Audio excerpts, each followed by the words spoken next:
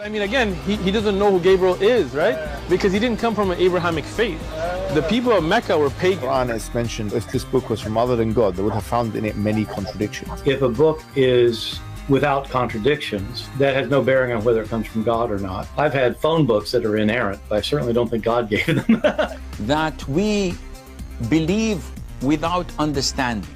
The brother asked a very important question, that most of the scholars say that listening to music, watching movies, and most of the television programs, they're haram. So how can we have fun?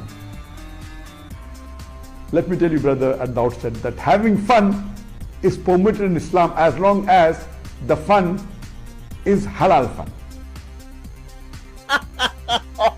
That the standard narrative has holes in it. The Prophet tells us because Satan or the devil sleeps over our nostrils. Those who oversleep and not pray Fajr on time, Satan urinates in their ears. I really do think Jesus was crucified and that he really was dead and buried. He thought that he was a son of God in the sense that he was specially chosen by God. I think Jesus really did think he was going to be the Messiah, the future king of Israel. I mean, that is, after all, why they crucified him.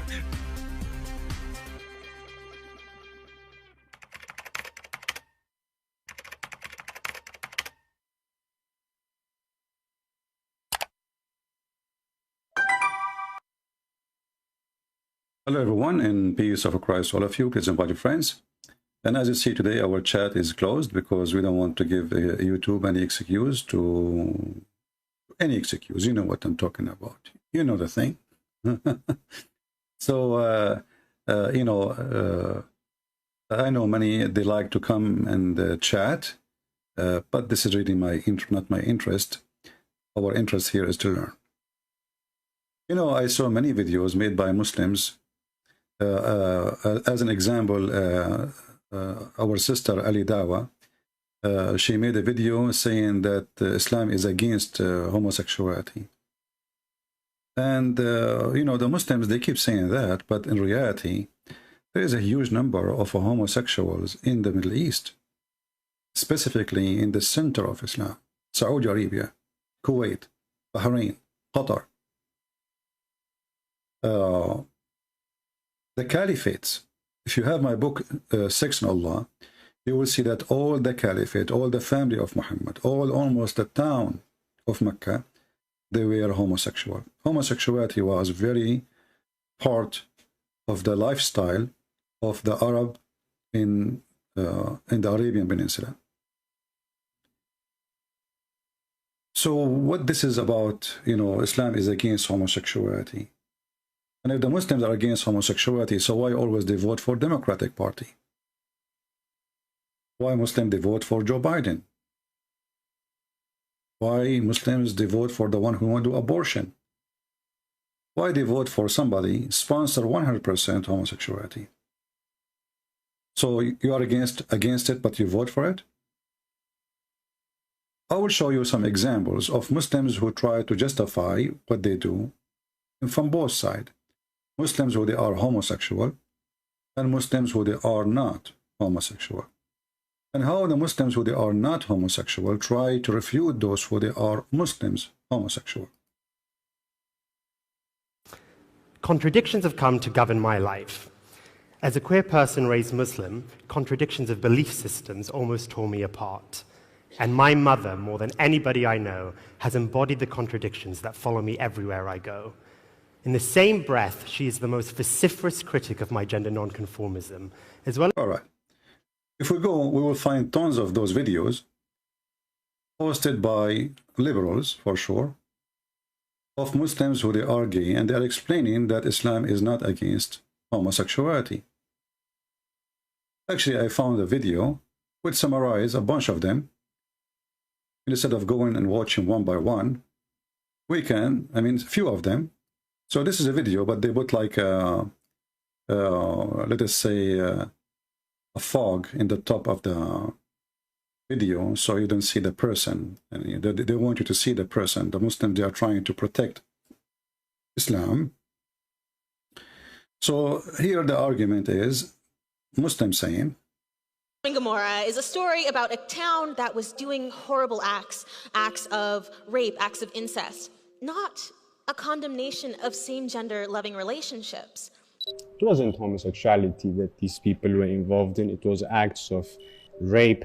How is this aggressive sexual assault in any way or form analogous to the legitimate human need for intimacy, affection, and companionship for So here they are talking about the story of Sodom and Gomorrah in the Quran. But we know that this is a story Muhammad he took from the Bible. Now somebody will say, well, as long as the Quran approved the story, that means Islam is against homosexuality. Wrong. Muhammad, he takes stories for everybody before him. If you remember, I saw a video, maybe we should make a video about it just for a laugh, where the daddy was making fun of Lut. He is offering his daughters, but exactly the same thing in the Quran. Lut, he offered his daughters for them instead of his guest. You know, the Quran is a book of contradiction. Islam is a religion of contradiction, and Islam is a religion of confusing. So if Islam is against homosexuality, then how Muhammad himself, he practiced it? How Muhammad himself, he act like when a Muslim today, they look down at somebody, he's a homosexual. How you notice he's a homosexual? He put eyeliner, he put makeup, he tried to dress like a woman, right? But Muhammad, he did all of those things. Muhammad, he put eyeliner. Muhammad, he loved to add too much perfume.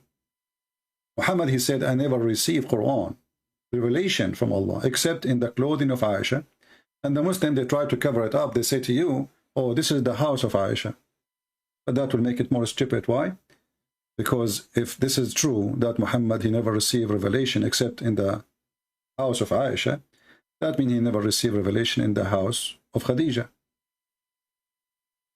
That means all revelation he received before, it was a fraud. So the hadith says, Thawb Aisha. Thawb Aisha. Thawb is a dress. As simple as that. Have nothing to do with housing. Since when Thawb is a house?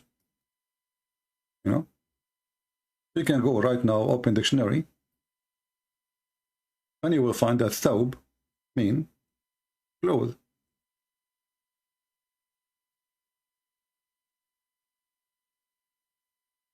And each time the word thawb appear in the hadith, you will see it says clothing, garment. You see, garment,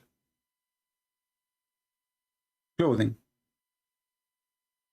See, this is the same word, thawb, thawb, thawb, thawb, thawb. The second you say that Muhammad was receiving Quran in the thawb of Aisha, the Muslims, they say this is not the clothes. This is the same word appear all over the hadith. Thawb, thawb, thawb. See it? The one in black, the dark one. But the second you say that the Prophet said to his daughter, it is his fake daughter, by the way, and actually this is a proof that Muhammad, again, he is you know, he have a weird sexuality. He married his daughter at the age of 10. Not only he married Aisha at the age of 6, he married his daughter Fatima at the age of 10. And then she died at the age of 18. After Umar al-Khattab, he caused her death. But if we go and read the hadith, let us see.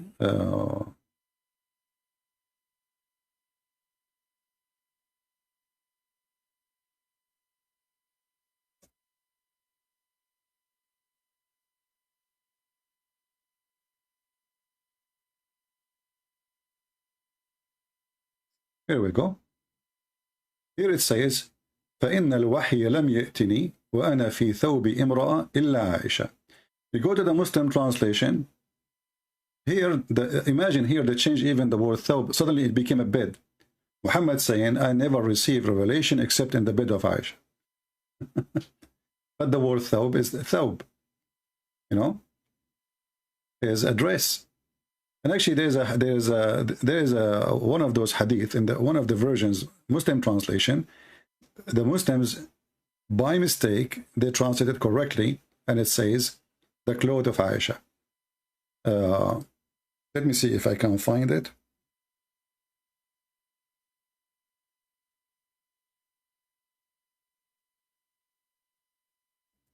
in the English language, they say he is a cross-dresser, right? So why Muhammad wearing the clothes of Aisha? Let us see. I'm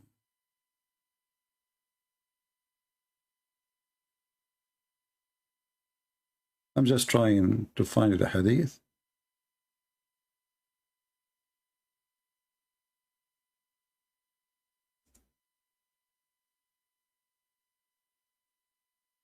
You see, I don't prepare for things. I just go live and then I find it right away in the spot for you. Let us see.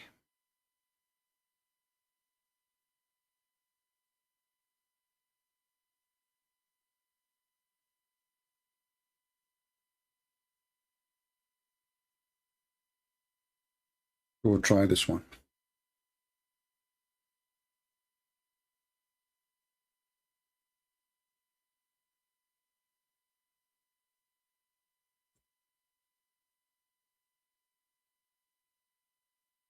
Here it says, Aisha, she said that the wife of the Prophet and Uthman, blah, blah, blah, they came, etc. Okay. And here it says, he was laying down in bed, wearing the cover of Aisha. I mean, have you ever heard of somebody wearing a cover? I mean, how you can wear a cover? Cover is a cover, not a clothes. The hadith says murt, which is a clothing for women, and the translation itself says wearing. And then you need to ask yourself, why a man he wear women clothing for any reason? And not only that, the hadith here is, showing that Muhammad obviously is doing something not right. Why? This is why she is reporting the hadith.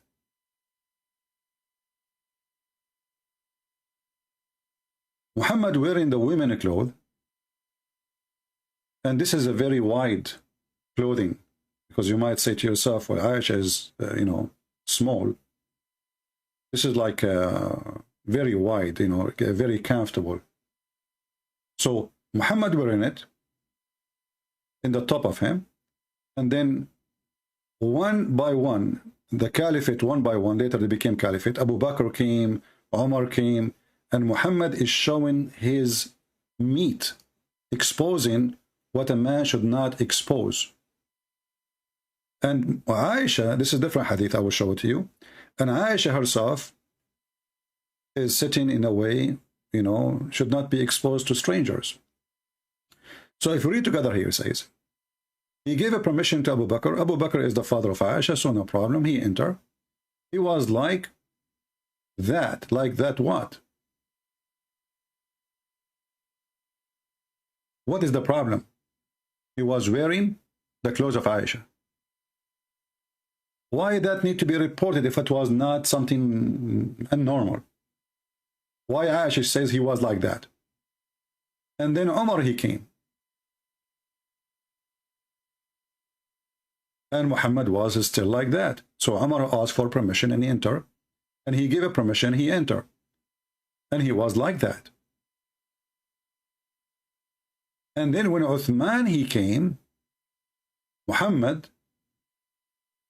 he told Aisha to cover herself up properly, which means Aisha, she was exposing her meat, her skin.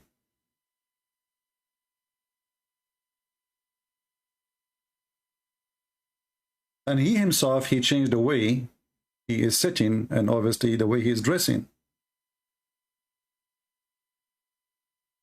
But when Uthman came, Uthman, he adjusted the way he is sitting and asked Aisha to adjust her covering, to put cover, to cover herself.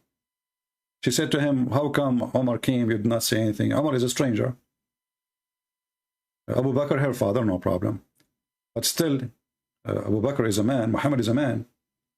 Why, when Uthman came, you changed?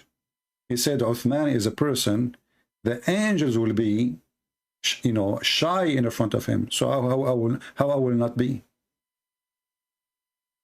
So why the angels will be shy from Uthman, but they will not be shy from Abu Bakr? And shy from what exactly? What Muhammad was doing exactly? This translation here is messed up, so I will try to find a different translation.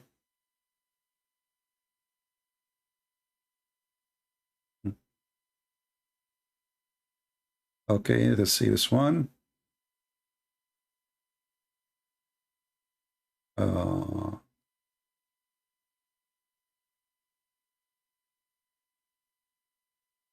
He entered in that state. You see here, they don't show you in translation, they hide it. What state exactly? What state? It says here, look at this. He was laying down in the bed, covered with the bed sheet. Look out at the lies. Suddenly now it's covered by the bed sheet. In the previous translation, he was wearing. Have you ever heard of somebody wearing bed sheet? Now it's covered. Let's try to find different translation.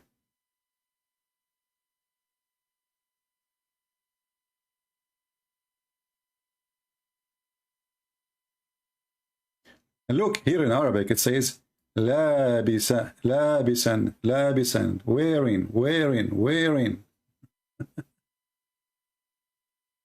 The Quran says, وَأَنزَلْنَا عَلَيْكُمْ لِبَاسًا وَرِيشًا. Libas is a clothing. This is not a sheet. So here it says the same. Muhammad, they enter upon him. And here it says, look here. They exposed themselves. They made a mistake. Decency is a mistake in Islam. It says here he was laying down in the bed wearing Aisha Whalen shirt. Do you see it?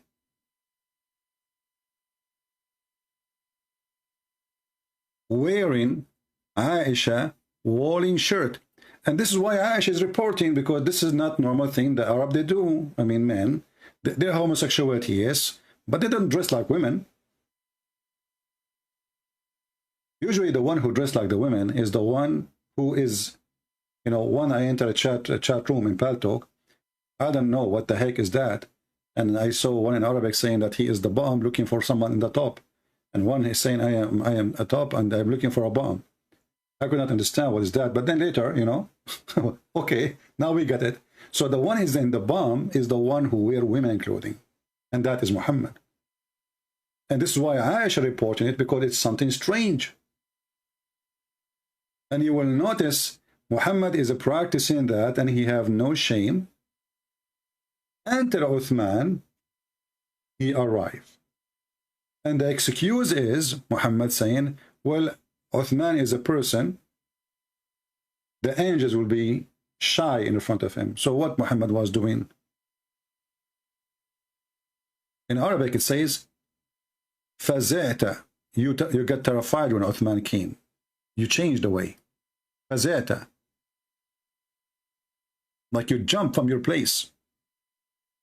He said, well, Uthman is a modest man. Uthman is a modest man, and I feared if I gave him permission to come while I was in that state, he would not tell me what he needs. Another way, he will leave. So what Muhammad was doing, it was not modest. Uthman is a modest. Muhammad is not a modest man, and he was wearing his wife's clothing. And as you see, the hadith is sahih, because they will say to you, this is weak. And they will say to you, this is fake. And this is the hadith number. And the grade is sahih. So we prove that Muhammad, he wear women clothes. Muhammad, he pee like women.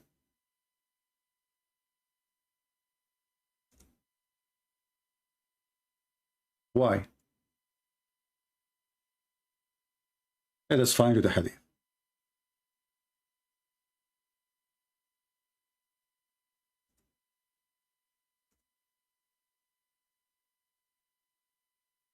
And this is again proof that Muhammad was the bomb. He is the female person. You will notice that Muhammad is acting weird and he is doing something. Only women they do.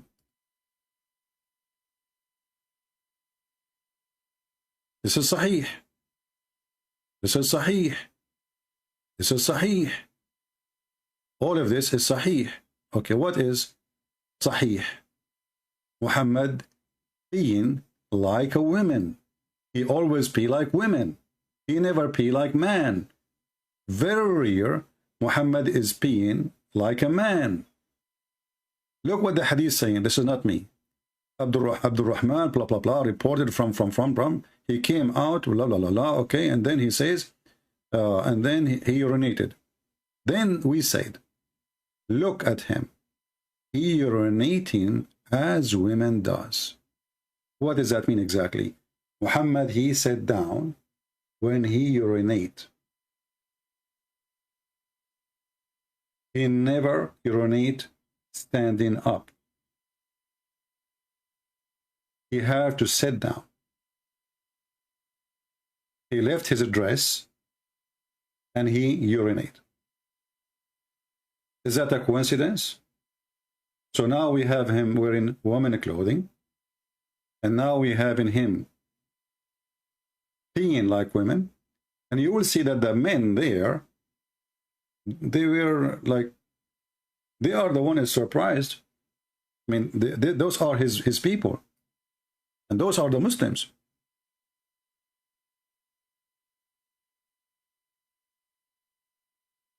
Amr ibn al-As and etc. with him, the hadith will say to you that the Prophet, he was trying to be a Jew. Why? The Jew, they are very careful in the way they pee, so they don't want any drop of pee to touch their clothing or their body. But the Jews, they pee inside a container, not like what Muhammad he do.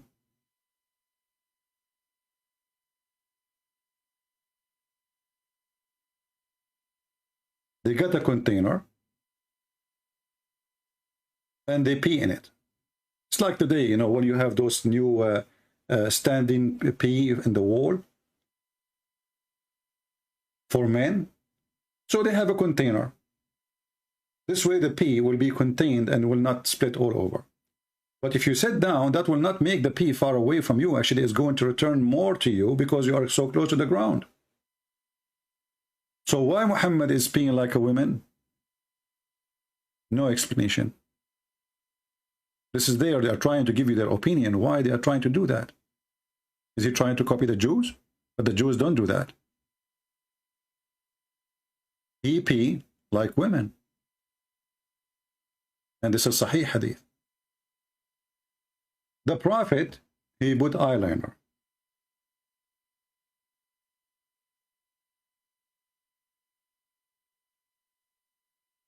In the old days, eyeliner is used for as a medicine. If somebody have a problem with his eyes, but this is as a medicine, you don't put it all the time.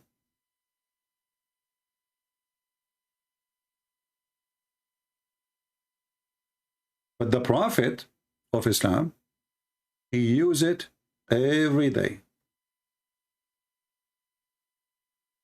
And let us find some hadith.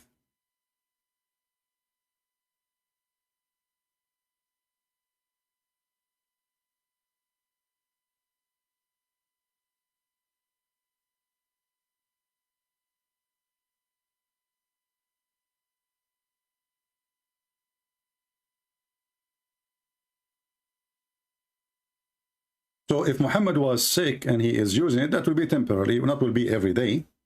Will be, okay, well, you know, he is his eyes have a problem, and this is the medicine they have at time. So I will say, okay, well, not, I mean, you know, that is the reason. The reason is clear. But the guy, he do it all his life. Let us see here. We could not find the first hadith. Let us see different hadith.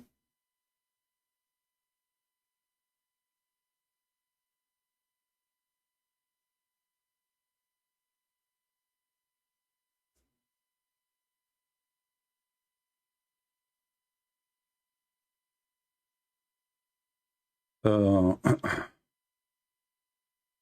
you know, and then the Muslim, they start doing as he do, because you know, remember the Muslim, they follow the steps of their prophet, right? Here we go.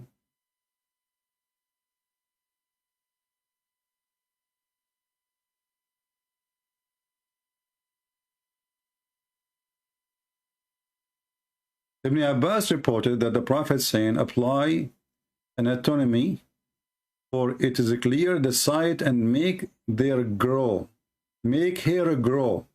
Listen carefully. Muhammad is using the eyeliner to make the eyelashes, if I'm saying the word correctly, grow.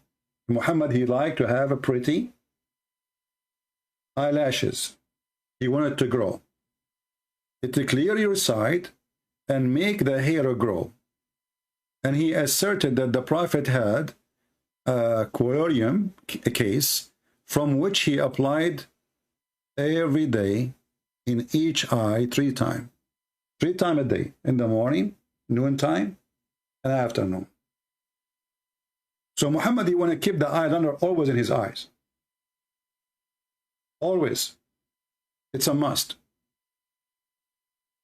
To make his eyes look nicer, and he claimed that will grow the eyelashes. Well, isn't it what this woman they do? And why a prophet of God, he need to put eyeliner anyway? Why he care even for such a thing? This is not temporary medicine. This is something he do every day. 3 times a day. It's a must. It's like his food. 3 meals. You see it? 3 times a day. Trying to grow his eyeliner. What about Muhammad? Shaving hair body. You see, for some in the West or some other places, men, they do shave their body hair, and it's not a big deal for them. In the Middle East, this is a big shameful thing to do. And remember, I'm Middle Eastern, and we know our culture, so don't tell me this is not true. This is why I was laughing at maybe Hijab when he shaved his chest, if you remember. He have videos of him, he have hair in his chest. When he went to the Chinese embassy, he took off his t-shirt, there's no hair there.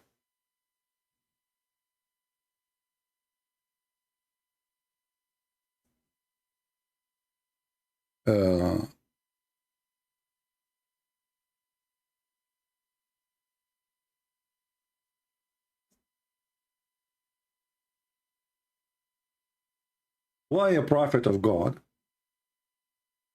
He care really for taking hair from his body, shaving all his body.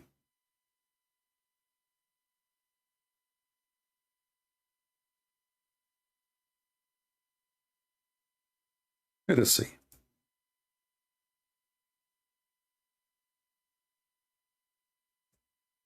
We're trying to find the hadith.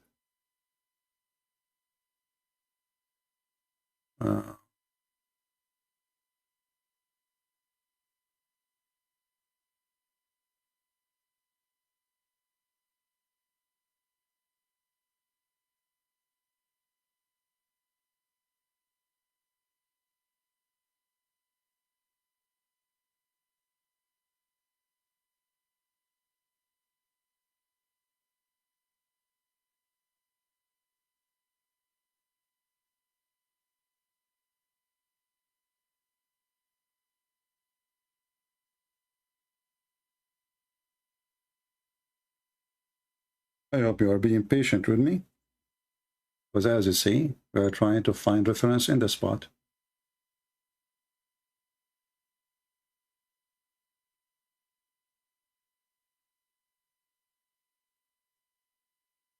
In the old days, they used to make sugar. You know, they make sugar from syrup, anything. And until now, actually, women in the Middle East, they use sugar. They add with it some substance like lemon, etc.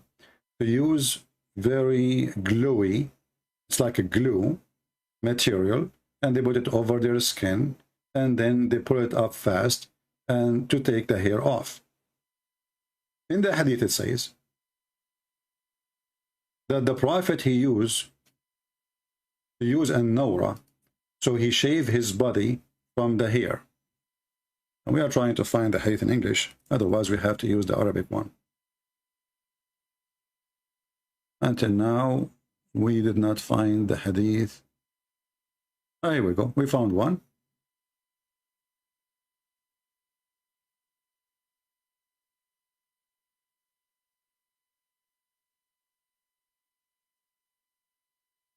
And the Muslim, they will say to you, this one is da'if, but I can show you in different places, says very strong. It was narrated from Umm Salama, the wife of Muhammad, that when he would apply it, apply what? The chapter of applying hair removal, chemical. He began with his private parts, coating it with hair removing chemical. And then he will do, his wife, she will do the remain of his body. So Muhammad, he shaved all his body hair, totally. And again, as I said, this is for Middle Eastern, this is a shameful, even now. This is not like, you know, you might say, well, now Muslims don't follow Muhammad. Nobody do it in the Middle East. The second you do that, no woman will marry you. If a woman, she noticed that there's a guy, he is shaving his chest, no. There's something fishy about the guy. So why Muhammad is shaving all the hair of his body? Until now, we are talking about things, behavior of a person. Still, there's no partners. Let us try to find partners. Muhammad, he used to spend the day with Salman al-Farisi. To the point the wives of Muhammad, as Aisha reported, she was jealous from Salman al-Farisi. Let me find the hadith.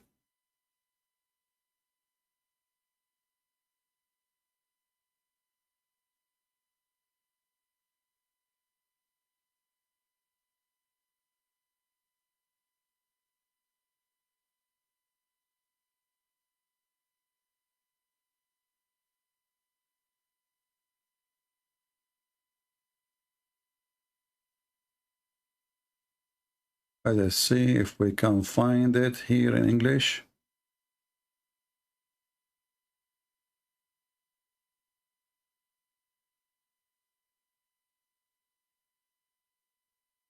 What the hadith is saying simply that Salman al-Farisi, the Persian, he was a very strong man, he's very good looking, and he was spending the whole night with Muhammad, to the point the wives of Muhammad, they were jealous for how long Muhammad, he stayed with Salman al-Farisi, and he stayed specifically all night. Let us see if I can find the hadith in English.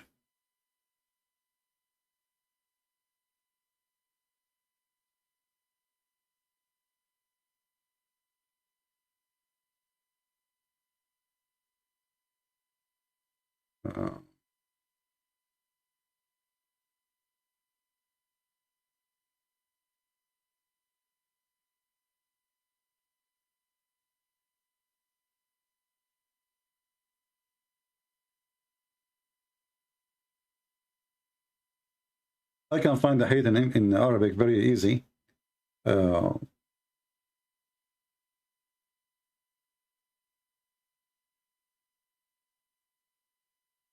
But we want the English one.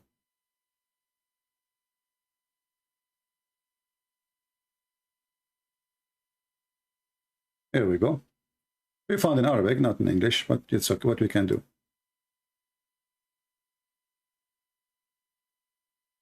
Reported from Aisha that Salman al-Farisi, he used to sit with the Prophet, and they stayed together all the time, alone. وينفرد به بالليل حتى كاد يغلبنا على رسول الله. He spent all the night with him, even to the point he used to sit with him, which means Muhammad sat with Salman al-Farisi more than he sat with us all night. All night. Let us use Google translation. This is the book. This can be found, this hadith, in the Sunni books and the Shia books, and this is a Shia book. It's called Biharul Anwar. This is equal to Al-Bukhari for the Shia. Volume number 22, page number 291. Let us translate to English. Actually, 391. 391 here. Okay, the page number.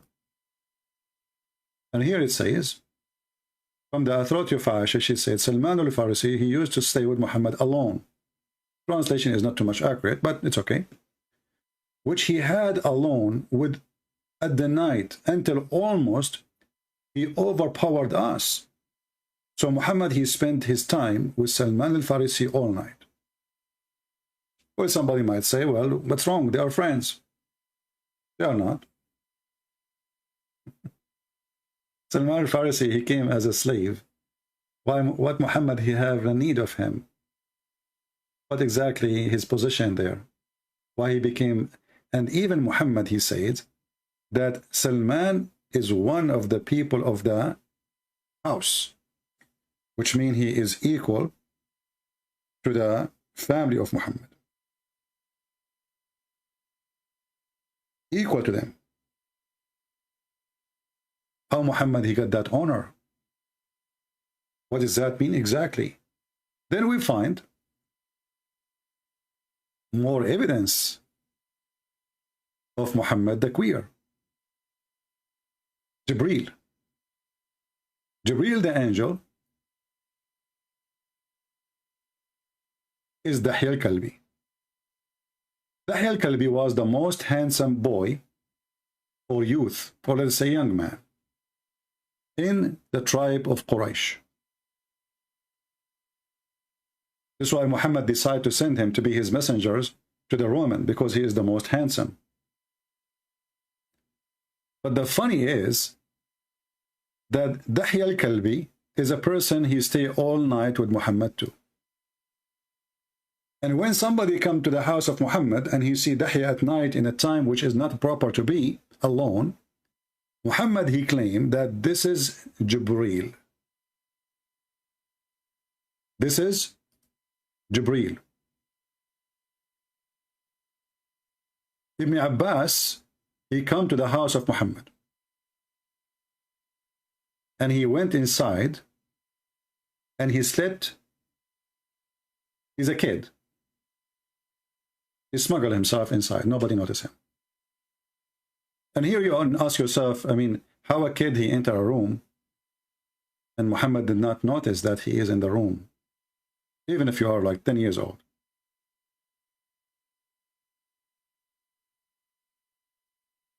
And then Muhammad, he said something very strange to the kid. He said to him, my love, did you see anything? Did you see anyone here with me? When Muhammad, he noticed that this kid, Ibn Abbas, he was there, he asked him, how long you are here? Let me see if I can find the hadith. He said to him, for how long you are here? He said, like an hour. Muhammad, he said to him, my love. And I don't know why he said my love. Did you see anyone with me? What? Why Muhammad is worried? The kid, he said, yeah, I saw with you a man. Let me see if I can find the hadith.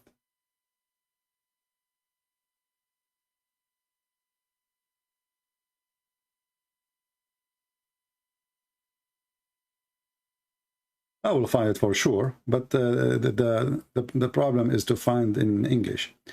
Here we go. Let us see if we can find it in English. Let me try. Let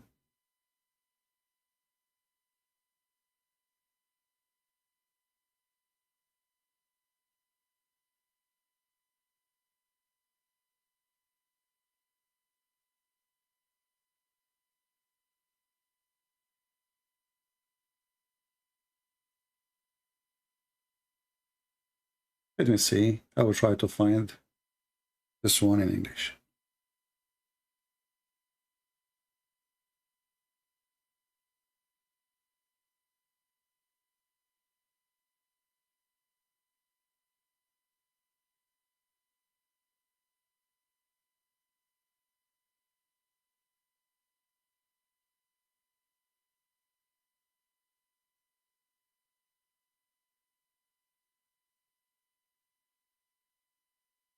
Let us see here.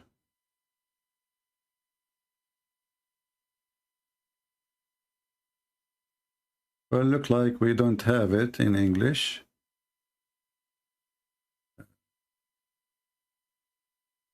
So we have to use Google Translation.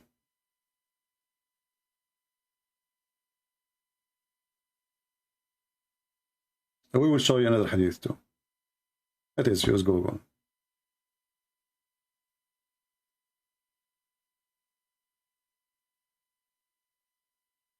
This is the name of the book. It's coming weird in English, but this is how it is. Page number 233 from At-Tabari.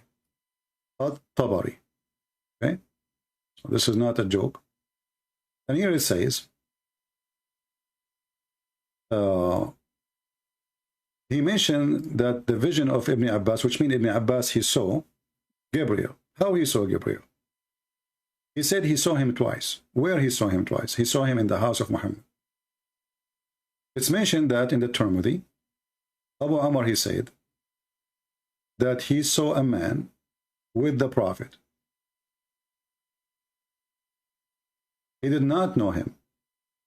The Prophet, God bless him and grant him peace, said, "Did you see any man with me?" The translation is not accurate.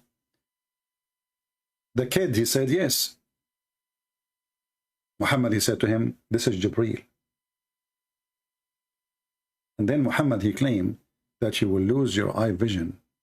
And the Muslim, they claim that this guy, when he almost died, he lost his eye vision. But this is very normal. We are dying. So Muhammad claimed that if you see Jibreel, you will become blind. But nothing happened to this kid. And now the Muslim, they're saying, at the end of his life, the guy, he lost his vision. But let me find you something more about this. Here we go. This is the book. It's called Al-Mustadraku ala Sahihain by An-Naysaburi. Volume number 4, page number 692. Hadith number or chapter number 2570 and hadith number 6341. 6341. So now what we would do, because we don't have English translation, we are going to use Google Translation as usual. And by the way, this is a Sahih hadith. Translate. So here it says that Abu al-Abbas, he sent his son, which means the son of al-Abbas, he sent his son to the Prophet, and then he slept behind him. Why the kid is sleeping behind Muhammad? The kid, he went inside, he slept behind him. That's mean Muhammad is sleeping. Or he's laying down. Because how you sleep behind him? He slept behind him, and a man was with the Prophet.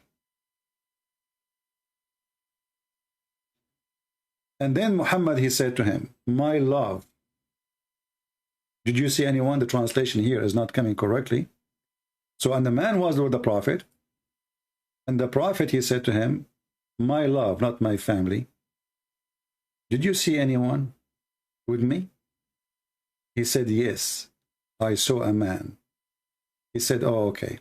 This is Gabriel." In different hadith, Ibn Abbas, he says that he saw someone look like Dahi al-Kalbi. So it was Dahya al-Kalbi for sure who was there. And then Muhammad, he said to him, this is Gabriel. He did not admit that this is Dahya al-Kalbi. I mean, why in the world the angel Jibreel will come in the look of Dahya al-Kalbi? You tell me the reason. What is exactly that? And Ibn Abbas, he saw Dahya al-Kalbi. Muhammad, he claimed this is Gabriel.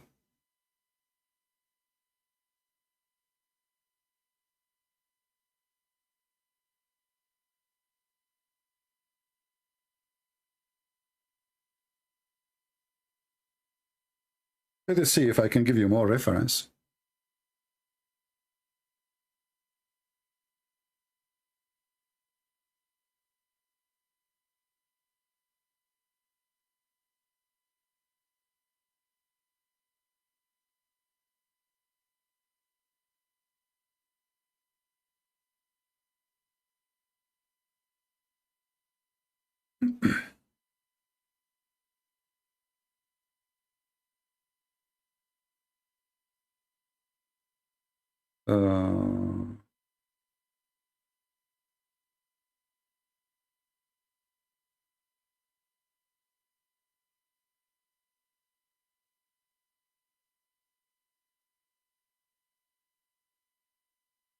I mean, there is endless reference. You know, we can show really tons and tons. Let's see.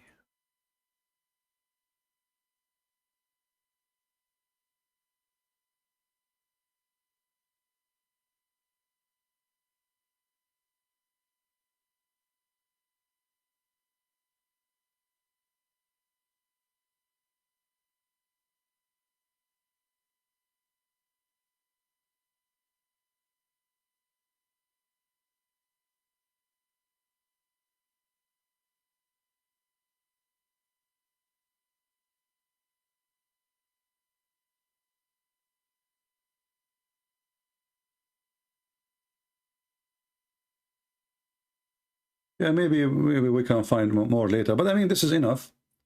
There's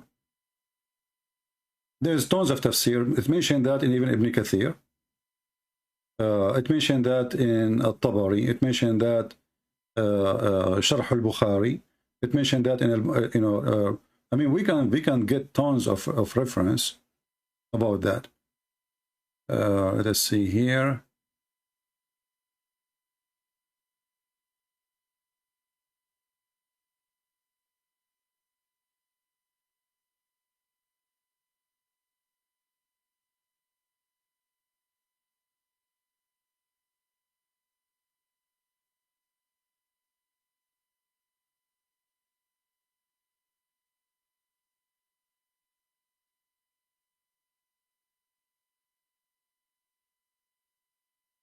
See, I have to read the whole book to find exactly what, it's not easy as some people think, like I just go and find it in 2 seconds. Like I remember reading it, but what exactly, what page, this is the issue, like it's not that easy, even though for you get the reference in 2 seconds usually, but it's not that easy really. I have to scan my brain and scan the books in front of me.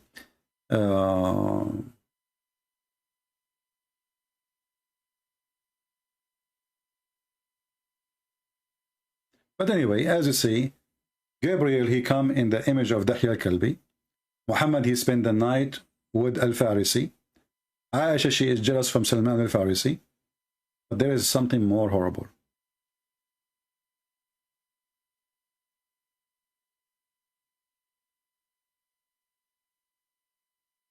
If we go and look for more hadith, you will find the Muslim, they mention to you a hadith about Muhammad saying, kill the one who is in the top and kill the one who is in the bottom, which is about people practicing homosexuality.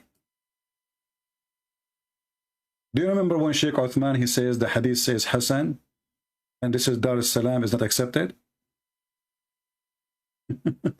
When David Wood, he went to Sheikh Uthman and he show him hadith, and then he says there it says Hassan, this is Dar es-Salam is not accepted?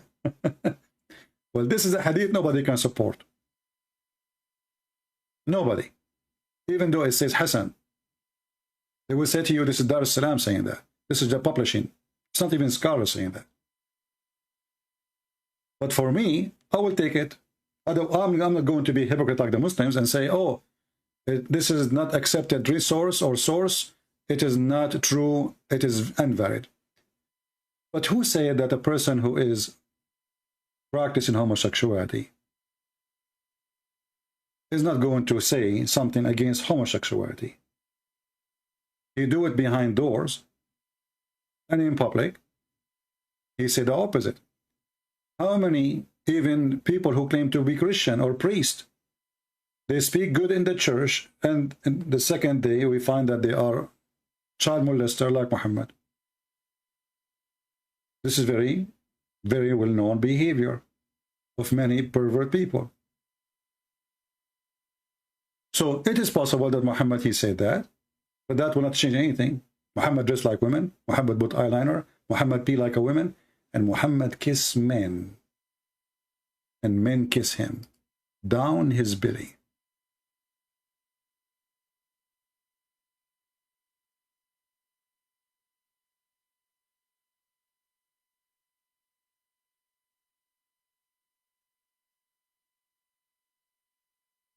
The hadith in front of us, as you see, it says Sahih. The Muslim, they will say Sahih for you in chain. That means Sahih. That means there's nothing wrong with it. It says here that a person, his name, he was from Al-Ansar. While the Prophet, he was talking to somebody, etc., some people. No, somebody was talking to some people, and Muhammad, he came, and he started tickling him. He started tickling him from his behind and his ribs, down his ribs, with the stick. Then the guy, he said to Muhammad, let me do retaliation. Muhammad said, take retaliation. He said, you are wearing a shirt, but I am not. So the guy is topless.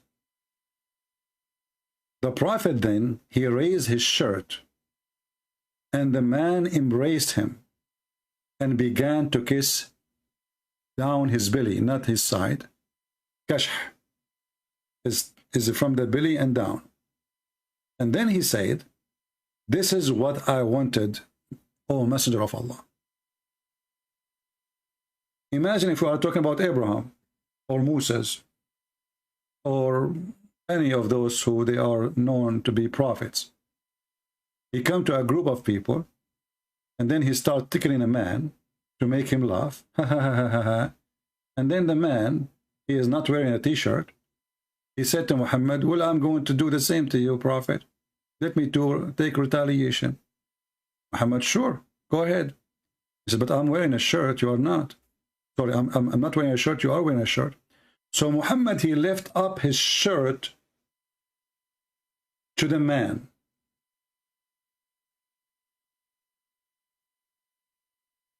And then what the man does?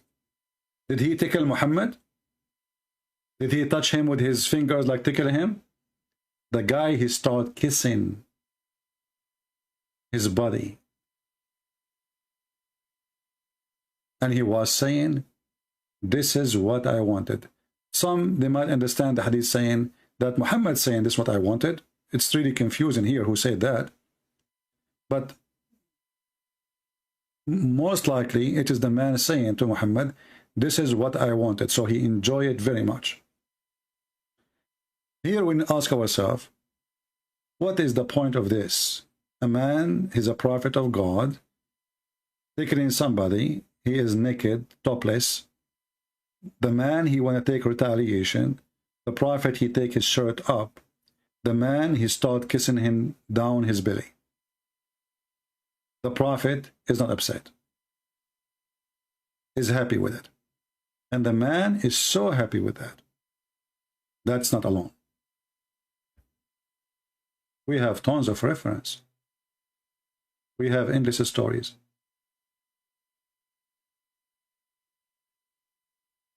Let us see something else.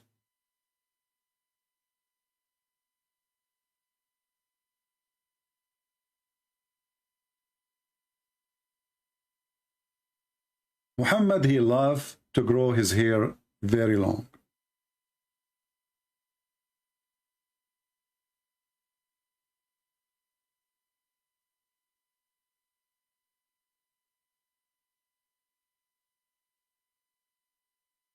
He cannot live without it.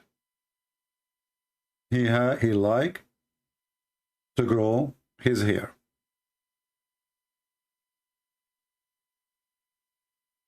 And he grew it so long.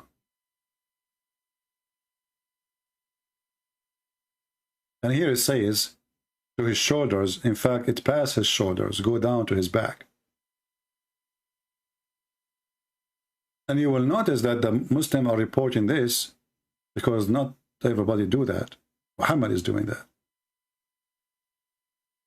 So he put eyeliner. He liked to have long hair. He put a lot of perfume. He dressed like a woman. He pissed like a woman. And he being kissed by men down his belly. What else?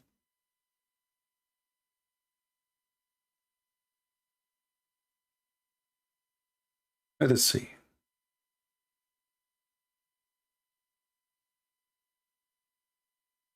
I'm trying to find the hadith, which is very nice actually.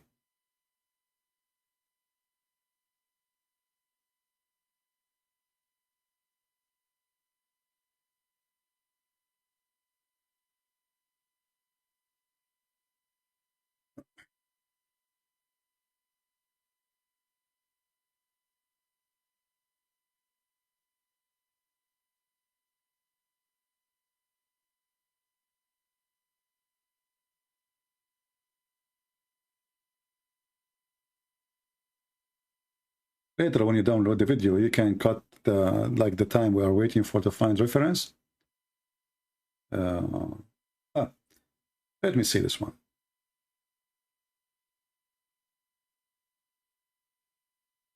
Muhammad is in love with Osama. Now the Muslim, they will say to you, this is daif.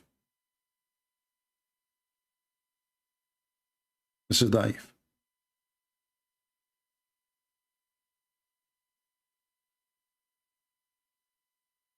Salama, but this is the same book about killing the gays.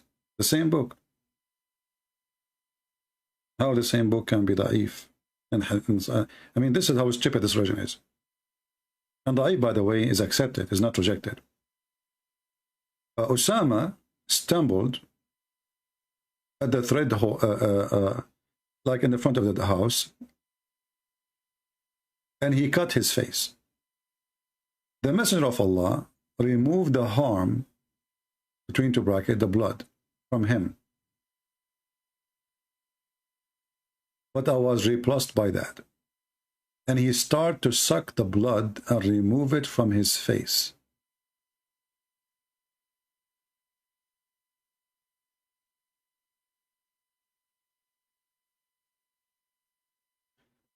The hadith, it says yamujjahu. Yamujjahu, it's mean to kiss with like you make a sound, you know, like you are like, you know, like, yeah, it's like he's excited. Here it says to remove the blood, but nowhere in here it says the blood. It says that he was caught. And already he removed the blood. He removed the harm. He removed the blood, even between the bracket. So why he is sucking the guy? Muhammad, he said, which is extremely weird. He said, if Osama were a girl, I would have adorned him and dressed him until I married him off. Why Muhammad want to say to a boy, if Osama was a girl, I would love to dress him, take care of him by dressing him like a girl until I get him married. But this is a boy. So you care for Osama if he's a girl, but you don't care for Osama as a boy?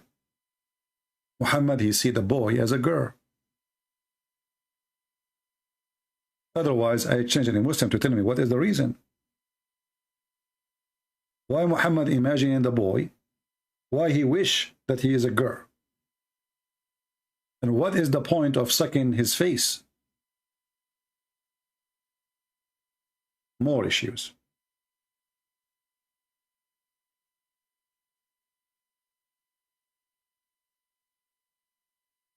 If you are a person who can draw, you can draw. You can make an art story about the guy putting eyeliner, putting lipstick, putting perfume. He cannot live without it. Making his hair long, wearing his wife's clothes, and when he go out to pee, he pee like a woman. Men, they kiss him down his belly. He suck the faces of kids. And there's a hadith about him sucking the penis of a boy. But I'm not going to go there. I will let it go. But there is something goes way more weird with Muhammad. There's a person, his name is Zuhair. Let me see if I can find the hadith of Zuhair.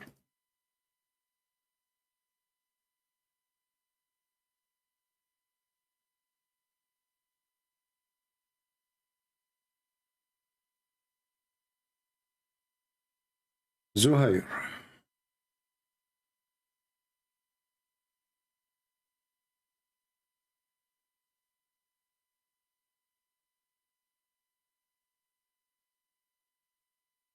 Let us find maybe this one now.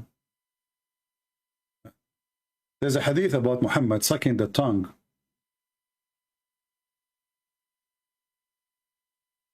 of Ali. But I don't know if I can find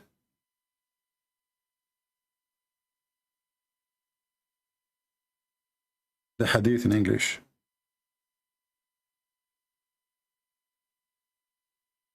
I cannot find it in English.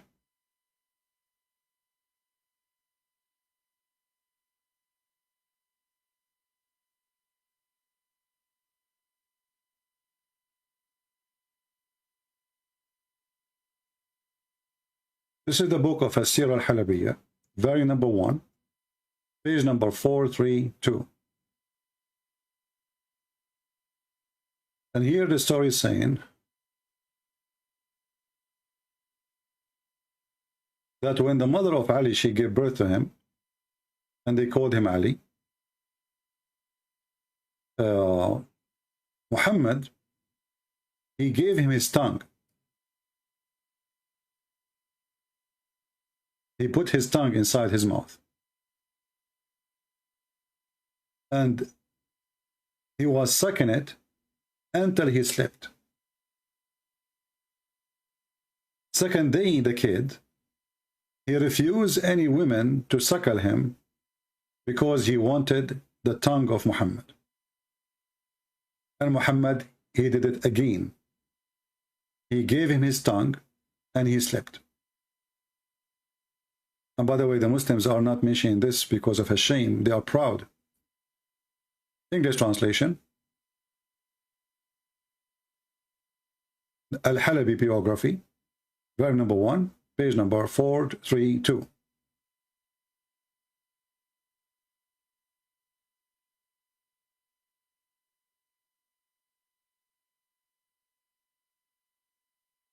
So he gave him his tongue. First, by the way, he put his saliva on him. And he was sucking his tongue. And then they say that Ali, he slept after that. And the second day, the same thing. When she gave birth to him, he called him Ali. He spat in his mouth. Why anyone want to spit in the mouth of a baby? Then he start sucking his tongue. And he continue sucking it until he fell asleep. She said, when was next day, we asked him, we tried to nurse Ali, but he did not accept any women breast. So we called Muhammad, and Muhammad, he did the same. He put his tongue in the mouth of the kid, and he was sucking his tongue. Let's find more reference. This is endless, isn't it?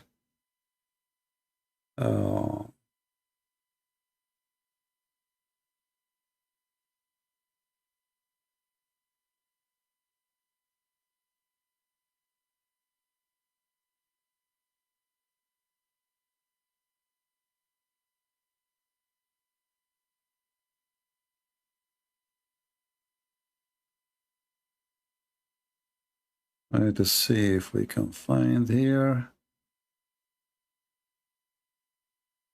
I mean, we have more than enough about Muhammad, but let us go even for more. There's a story of Zuhair. Let me see if I can find it. I forgot. I mentioned Zuhair. I did not mention his reference. Zahir, sorry.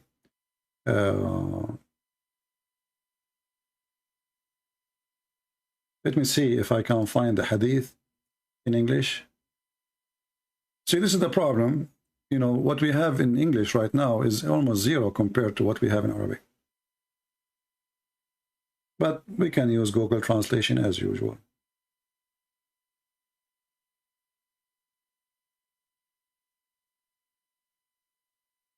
This is the book of Ibn Hajar, volume number 2, page number 452.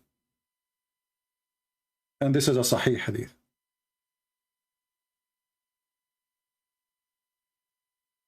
Those things will tell us the behavior and the tradition of what is called the Prophet. His tradition is to be kissed by men, to rub their body against his body. So what this guy he did, he came to Muhammad, he turned his back to Muhammad, his ass to Muhammad, and he was rubbing his body with Muhammad. Let's read together. It says here, there's a guy, his name is Zahir. Let's see if this is a page we want. Okay, here we go.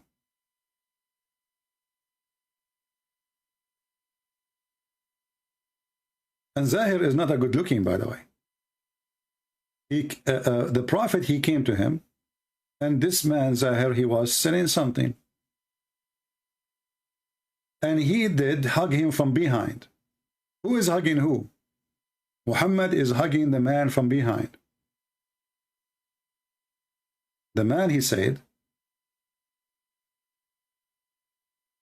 who is this? Who is doing this? And then he turned his face to see who is that, who is hugging him from behind. He found the Prophet. The man, he says, this is what turned me on.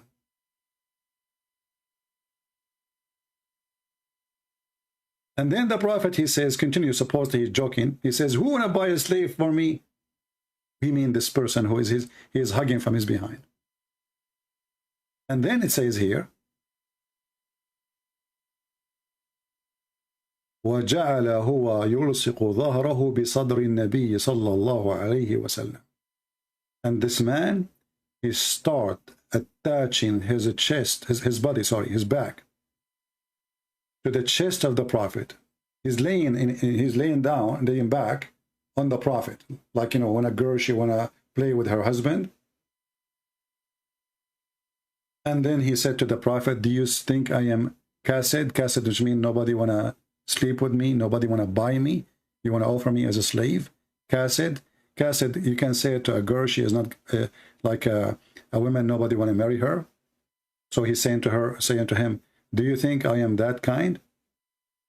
Let us use Google Translation.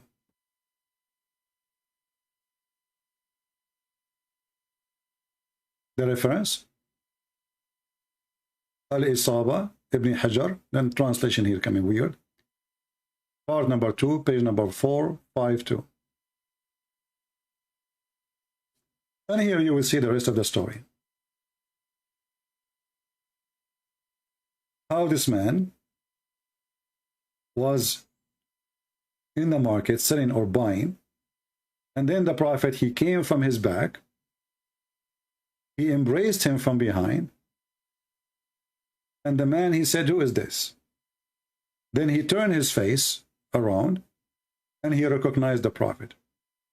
The Prophet, he said, who want to buy a slave from me? Suppose he is joking. The man, he said,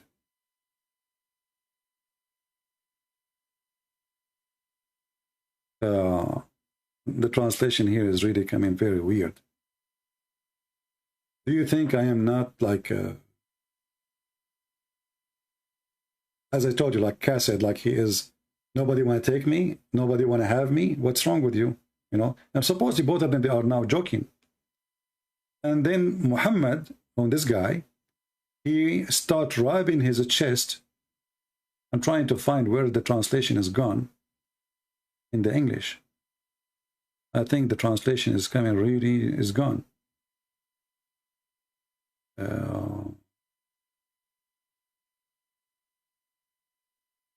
Maybe the only way to do it correctly, if we take a part of the translation part by part. Let me use Google Translation. Give me a second.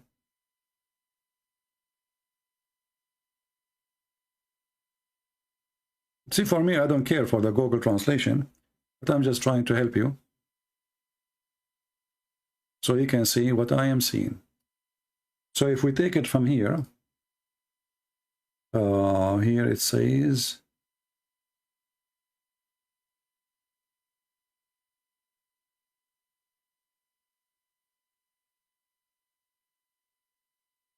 because I'm really surprised how come the translation is not coming here. This part here says where he did attach his back to the chest of the Prophet. If you use Google Translation again, let's try again here.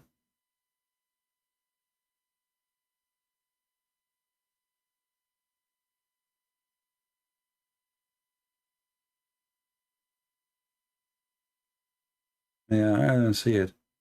So we will take this part in Arabic and we will post it in Google Translation. Here we go. See, when you take the sentence alone, the translation comes better. And he made him stick his back to the chest of the Prophet.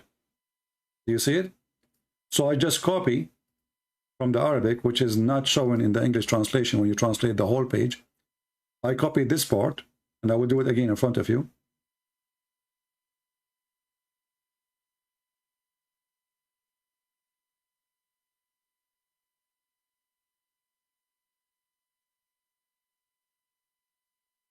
I did copy longer part of it. Here we go. This is when Muhammad, he said, you want to buy this slave from me? And he made his back stick to the chest of the Prophet. May Allah pray on him and pray for him. And he say, did you find me depressed to find somebody, a partner? The Prophet, he said, no, it's not right. But here you ask yourself, what kind of a prophet of God, he go in the street and he hugged people from behind, and then the man, he stuck his body on Muhammad. Muhammad is still now in the back. All this conversation, Muhammad is still holding the guy from his back. The guy, he like it. Muhammad, he enjoy it. And the man, he lean his back all the way on the chest of Muhammad, which means he's making his head going in his shoulder. Is that a behavior of a straight man? You can say this is normal. For me, I find it very abnormal. A man is holding a guy from his back. That's normal for you? And then you stick your back to his chest and you lean your head in his shoulder. Is that normal? Are you used to it?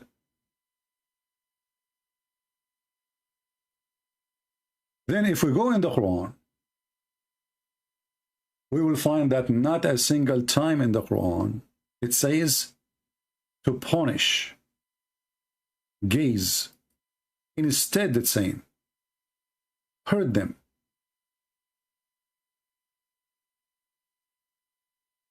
Hurt them. How come there is a very harsh punishment in Islam for fornication, but there is no punishment for male gays?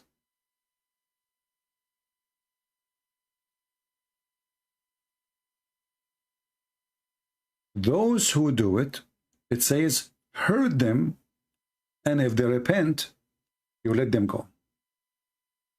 A Muslim might say to you, well, hurt them mean punishment. Let us see what is the punishment exactly we're talking about. This is chapter 3.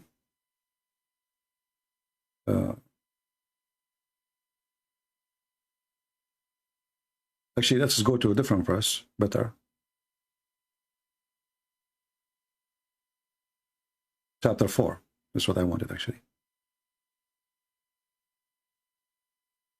Verse number 16. If two persons did adultery, the Quran translation is saying, but the truth is, there's no man and there's no women here. It's about two men. This is why it says in Arabic, وَالَّذَانِ. Ladhani is for two males.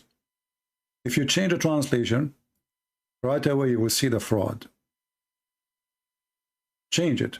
Let us go to Bigtal.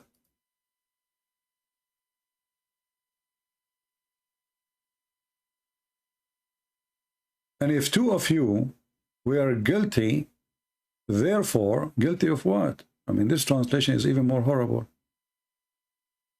Change the translator. Mawdudi. Both of them punish them. What the heck is that? Punish who? Who? What they did exactly? All the translation is false. It says change the translator. Let us see Shakir. As for two who are guilty of indecency. What the heck is that? What indecency? I mean, do you see how this issue making big problem for the Mohammedan trying to hide the stupidity? Muhammad Asad and punish them both. Both who? Those who you find them guilty. Guilty of what?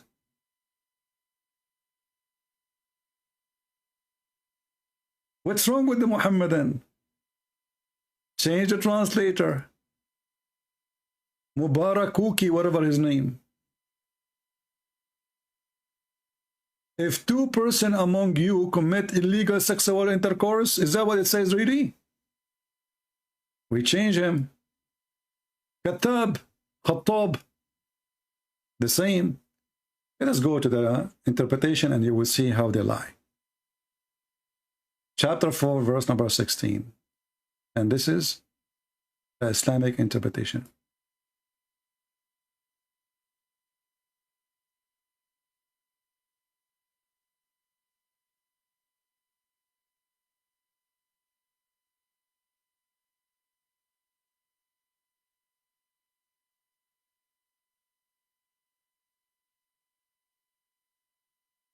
I hope the site is not down. It's taking time to open.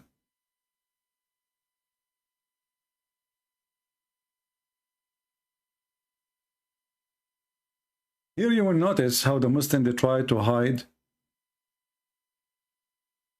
what they have in their books. Chapter 4, verse number 16.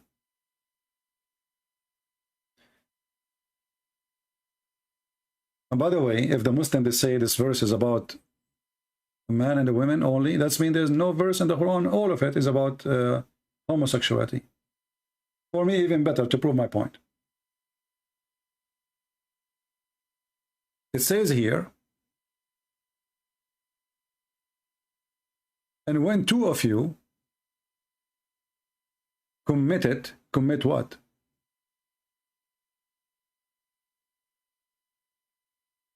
Adultery or homosexuality, intercourse. Punish them both with insult and beating with sandals. But if they repent for homosexuality act, just let them go.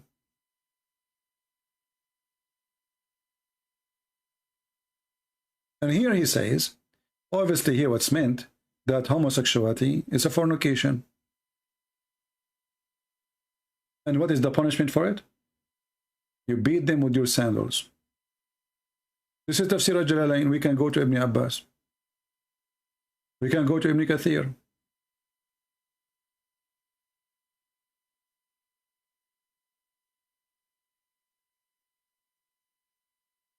There is no penalty in Islam for homosexuality. As you see, beat them with sandals. Beat them with sandals. Let us go to Ibn Kathir.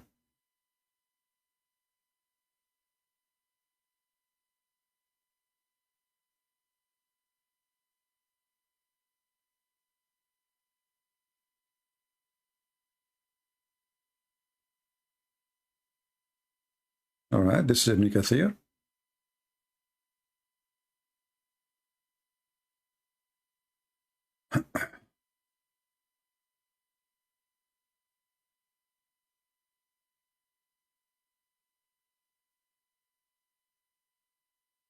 Ibn Abbas said from Jubair, he said the punishment include cursing, shaming them, and beating them with sandals.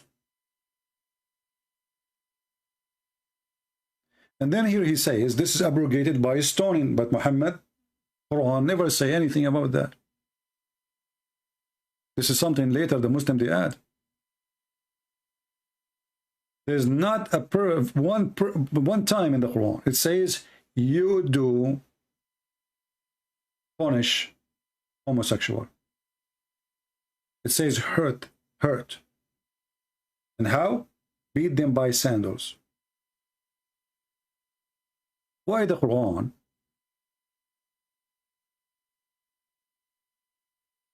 make a big deal if a woman she sleep with a man, but it's not a big deal if a man sleep with a man?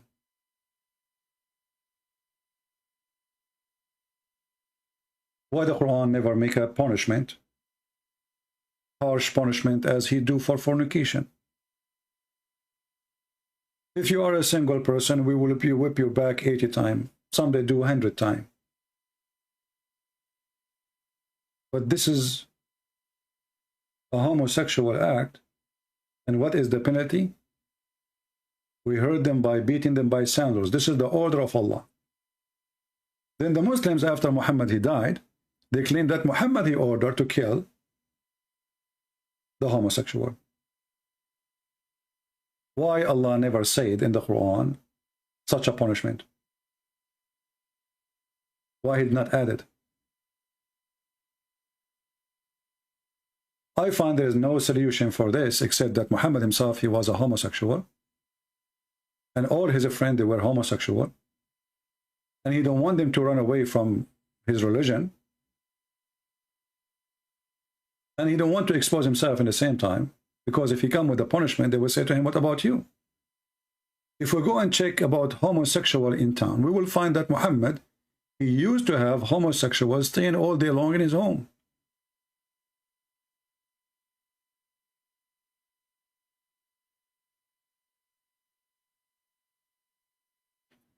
Homosexual in the house of Ali, homosexual in the house of Umar, homosexual in the house of the Prophet, homosexual in the house of every caliphate. Why they are there? How much the society is full of them.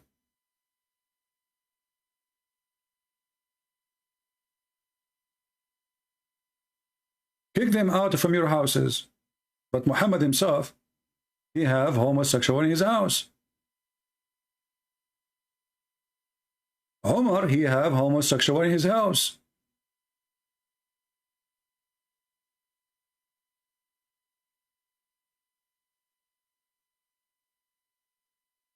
as you see in front of you.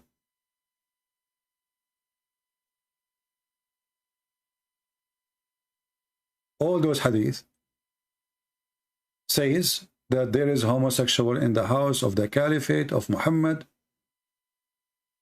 They are all over the town. And this is a hadith we mentioned before, as long we are passing by, about a bunch of Muslims. They came to the Caliphate Uthman and they were complaining that the guy in front of them, the Imam, is a homosexual. And he is tempting them by his ass. So he said, the Muslim who came to the Caliphate, he said, we are afraid of being sinful in following him. Uthman, he said, well, prayer is the best of deeds. So do the good deed when people do good deed. And don't do the bad deed. Avoid it when people do bad deeds. But look what happened here. It says here, we are afraid of this guy because he's a leader of al-fitna. Fitna means temptation, trial, affliction, etc. So how in the world the Muslim, they are facing a trial, being tempted by a guy, he's a gay, just because he pray in front of them, unless they are gays too. How you can be tempted by the ass of a man unless you are a person who like ass of men? That's what the hadith is saying. They are afraid to be sinful, trials, affliction. And then the guy, he says, well, look like the caliphate, he is forcing us to pray behind him. So he said, as Zuhri said, in our opinion, one should not offer salat behind a feminine person unless there is no alternative. And this is al-Bukhari. Let us continue.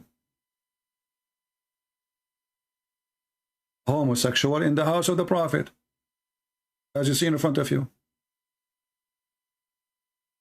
sitting with the wives of Muhammad. All this time they are there. What happened now? Because people, they start talking about Muhammad and his behavior. Muhammad wants to show him that he is not like that. So kick them from your house. Then Umar, he kicked one from his house. Muhammad, he kicked one from his house. Uthman, he kicked one from his house. So look like they are all over the houses.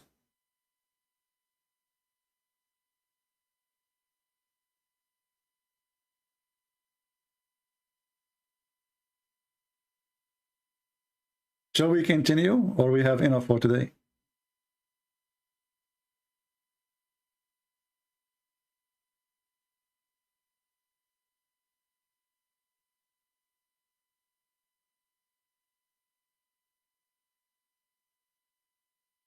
Let us show you.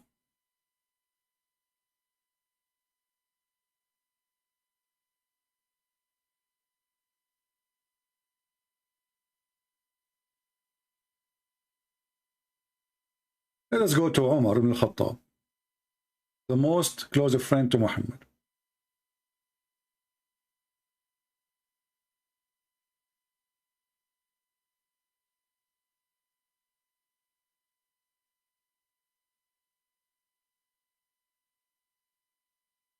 I will show you something. You will die laughing.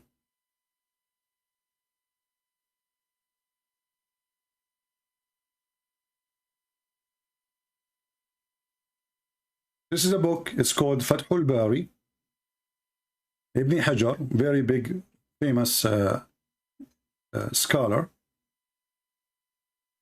And Aisha, she asked a homosexual. His name is Anna. Can you lead us to a woman? But she is asking about a male, not a woman. Can you lead us? Let me see if I can find it here.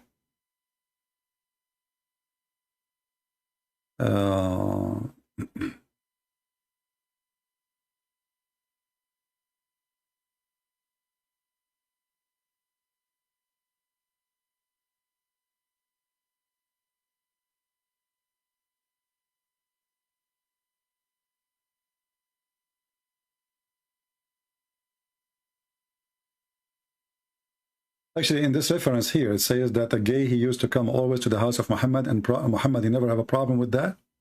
Until one day, a person, his name is Khalid, he said something very insulting. So Muhammad, he said to his wife, from now on, you don't let this guy to enter your house. And he called him Khabith, not because he is a homosexual, because he is like, you know, not a good person. He's playing games. He's saying lies. Let us see.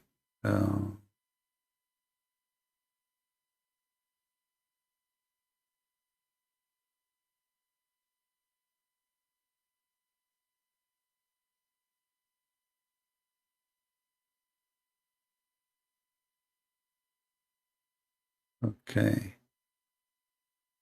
I can share this hadith, but I wanna find the other one. Give me a second here. I want something else.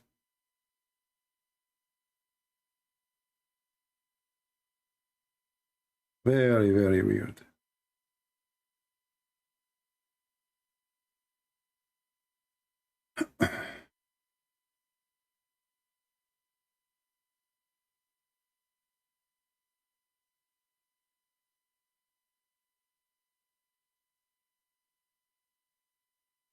Here we go, I found it. The same book, Fath al-Bari, Ibn Hajar, volume number 9, page number 292, or 392. It says, Aisha, she said, she asked a homosexual in the city of Medina,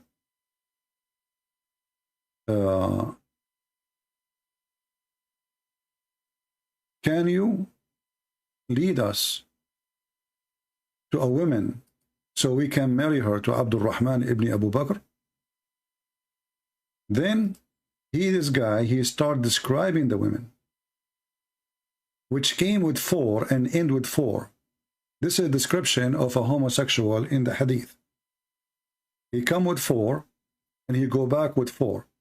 So the gay, Aisha, she's asking a gay to find a female gay, which means a man who is a female.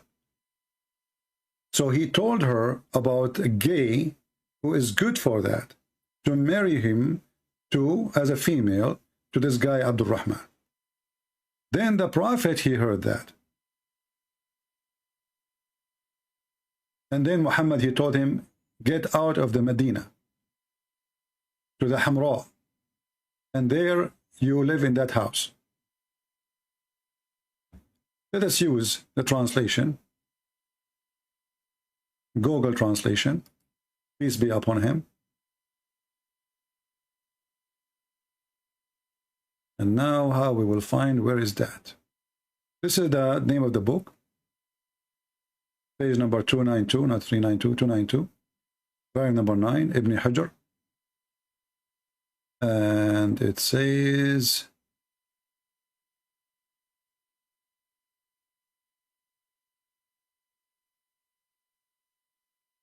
where to see,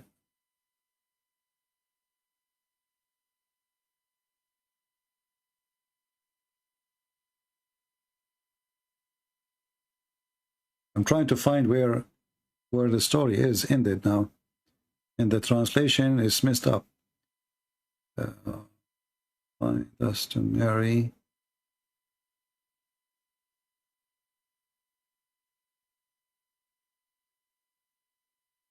Let us search for the word Aisha.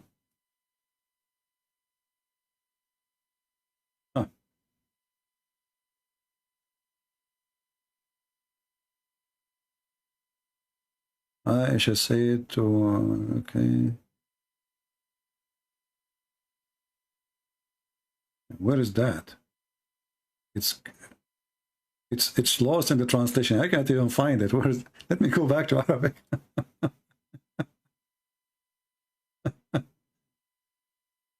I cannot find it in the English translation. It have to be, let us see how many lines. 1, 2, 3, 4, like here, you go here, here you will find it. So it should be in the middle of the page. But I don't find it.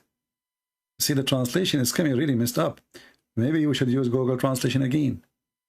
You know? So anyway, Aisha, she asked a Mukhannath to find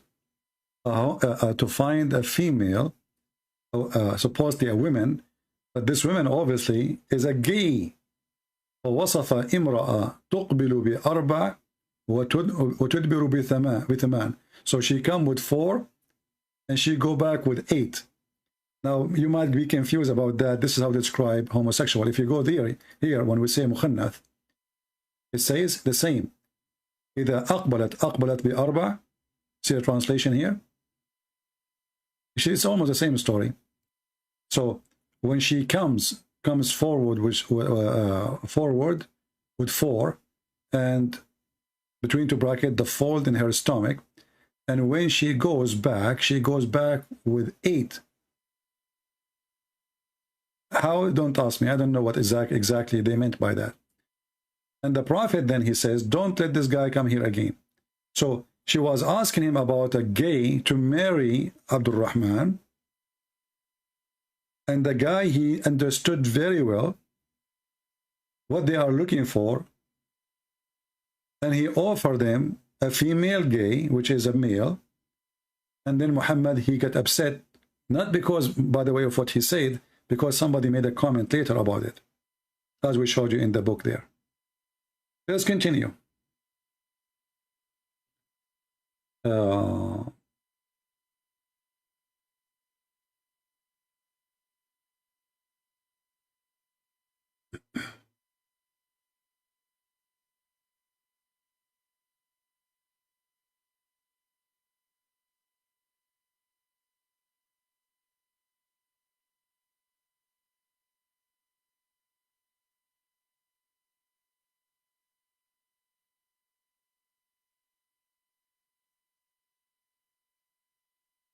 Look at this hadith I just found. In the book of As-Suyuti, I cannot open the website. Let us see. I found the website, but it says you cannot open it. Okay.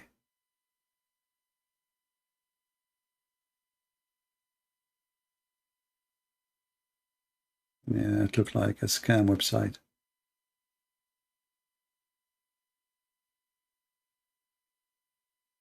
Too bad. In this book here, it says that there was 5 people who they are very well known big gays, and one of them is Omar.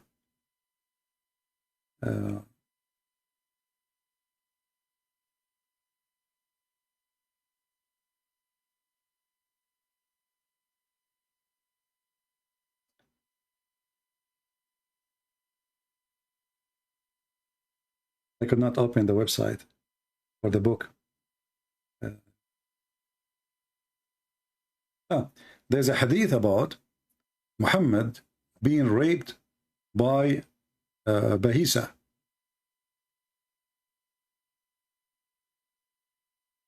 I forgot that one.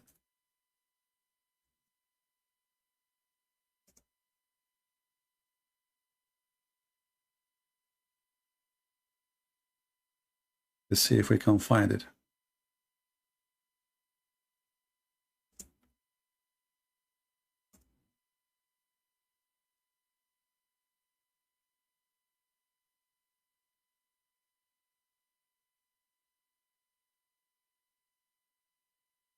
Maybe we can find this one in English.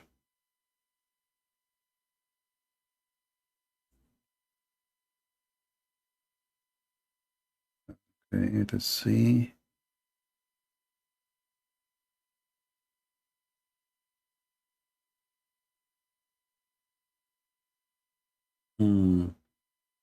Maybe we cannot find it in English. Let us choose the Arabic then.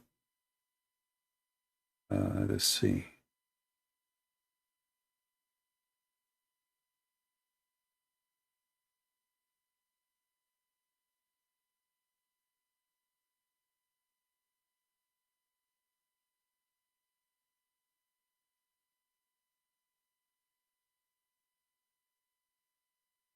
The book of As-Sirah An-Nabawiyya, Ibn Hisham, volume number 2, page number 401. 2 men, they came to Muhammad and they asked to join him. Salama, the wife, she said to Muhammad, Messenger of Allah, your cousin and your cousin, both like the one cousin from his father's side and your cousin from your mother's side, and your son-in-law, they want to meet you. He said, I don't have a need of them. Regarding my cousin, he is the one who hataka ardi. Hataka al-ard is somebody raping somebody. So, if this man did not rape the daughter of Muhammad or his wife, he raped who? He says, he did rape me.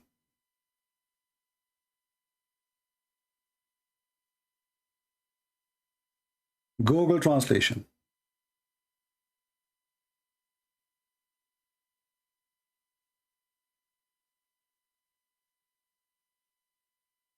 Translation is coming very funny. Here it says, you see, he destroyed my honor. Here, like, is my honor, the translation is coming bad. So he is the one who ripped my honor. You know, Hatkul Ard in Arabic is you raping somebody, having sexual relationship, usually with the woman, she is not yours. Doesn't matter who. A woman, she is not yours. And this is usually happened against your will, mostly. But if the girl, she agrees, still the guy, he will say, well, this guy, he did that to me because he did rip my honor by sleeping with a daughter or with his sister. So either they were raping him, or they were having a rape to his own daughter, and this is nowhere in history reported that Muhammad's daughter has been raped. So who is the one who was raped? Let's find more reference.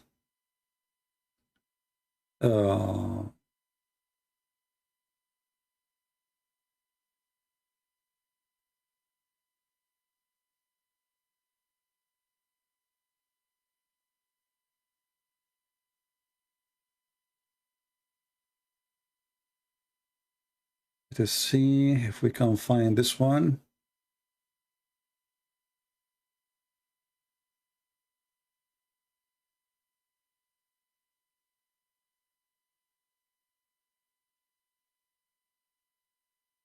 Muhammad, he liked to show his legs.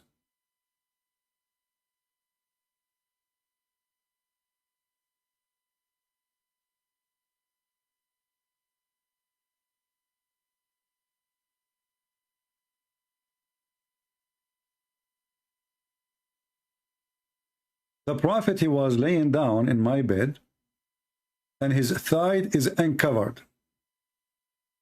Abu Bakr, he came. Muhammad, he did not change the way he is sitting. This is similar to the story about Muhammad was wearing the clothes of Aisha, remember? But now Muhammad is showing all the way to his, at that time they don't wear underwear. Remember that, there's no underwear. So it's all the way showing that to the top of his leg. And Muhammad is welcoming men coming to his house sitting in such a way. So he did not cover, and he stayed in the same state. Abu Bakr is there. Umar, he came, he did not cover. Uthman, he came, and then he covered himself. And he says the reason he did that, because the angels, they will be shy from Uthman.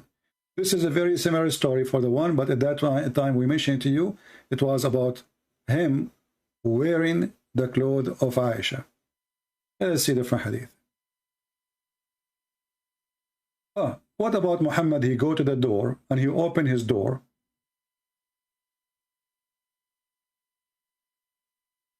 And he is wearing nothing. Welcoming a man inside his house.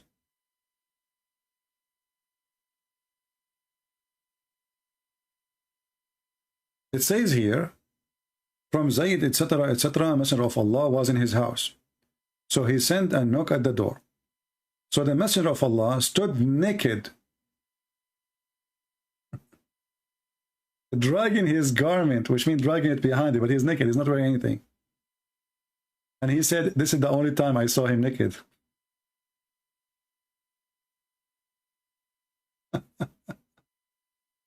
And not only that, he hugged him and he kissed him. He did what?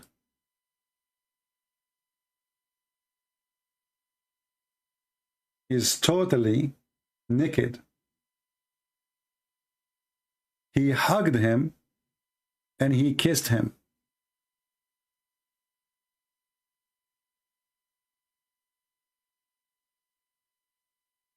I don't know how many references I need to keep giving, but it's endless. All of them, they lead us to understand who is Muhammad. He never come with a punishment in the Quran for homosexuality, for gays specifically, for men. He said just hurt them, and if they repent, let them go.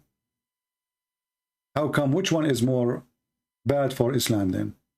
If a woman she sleep with a man, or if a man sleep with a man? Obviously, the lowest punishment or the lowest bad for Islam is a man sleeping with a man. Otherwise, this should be a clear punishment in the Quran for such a thing. But as you see, it says just hurt them. In the case of lesbian, Muhammad, he says, if two women, they do commit the act of lesbian, you jail them in their houses, which means they can continue having sex together, but put them together in the same room and don't let them go out until they die. In the same chapter, we are reading verse number 15. This is about lesbian. This is about gays, homosexual, men. And for sure, depend in the translation, and all translation they lie, but there's no Muslim can deny that number 15 is about women, and number 16 is about men. Actually, look, we just changed the translation here. This is Yusuf Ali. It says, if two men among you, how clear we can make it now? If two men, finally there's one of them, he have decency. If two men among you are guilty of loudness, punish them both. If they repent, let them go. Leave them. Well, how come you don't leave them in case of a different... if a woman, she is having sex with... she is married. What we do, we stone her. So which one is ugly for Islam more? A woman cheating or two men having sex? If a woman, she is having sex and she is single, we whip her back harshly.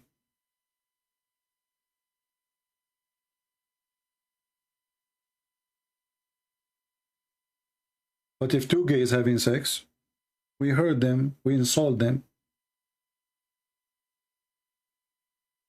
And if they stop, we let them go.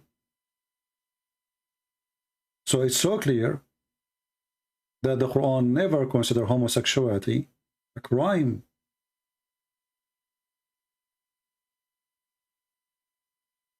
Otherwise, the punishment should be severe. And as you see, there's not a single time a punishment he mentioned. But if a single man have sex with a woman, and both of them they are singles, we have to whip their back 100 times.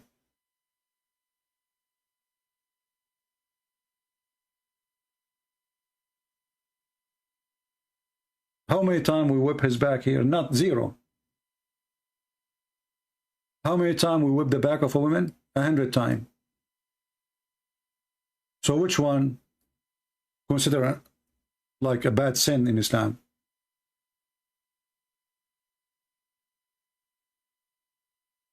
The woman and the man who is guilty for illegal sexual, and by the way, the verse never says if they are married or not. It says men and women. This is how stupid the Quran is. Then the Muslim, they says to you, oh, this is about single women. Why? Because the hadith later says something else about married. But as you see, the Quran never mentioned that if a woman, she is married, there's a punishment for her, or a man is married, there's a punishment for him. We knew that there is a verse which is supposed that the goat ate it, but as long as it's not there, it's not there. So if a man and a woman, they have illegal sexual intercourse, flog each one of them 100 stripes.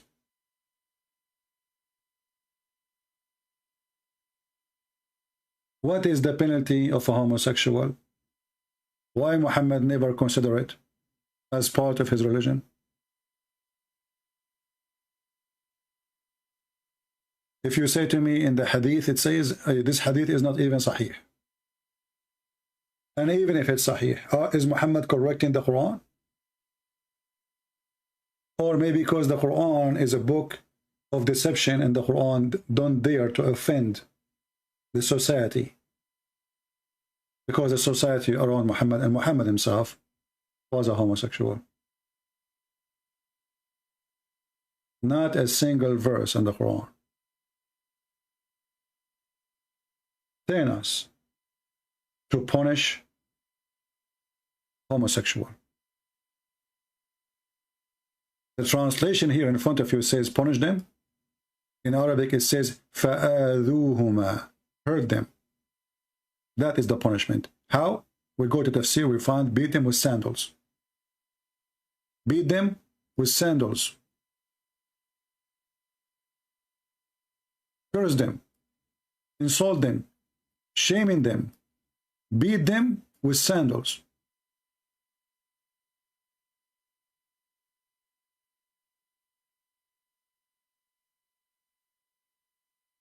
So if a woman is having sex with a man, we beat the hell of them.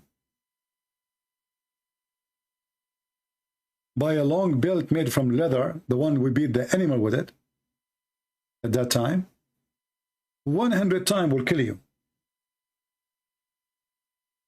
Many people don't survive it, they die from pain. Unless the beating is done in Indonesia, where the sheikh he was committing fornication, they were whipping him by a feather, like because he is their sheikh. 100 times. If a female and male had fornication, and a homosexual, the punishment for him is beat him with sandals, curse him, shame him, which means you do not need to beat him with sandals, just curse him, shame him, or throw your sandal at them. I don't know, in this case, I mean, a homosexual, he might get horny for that.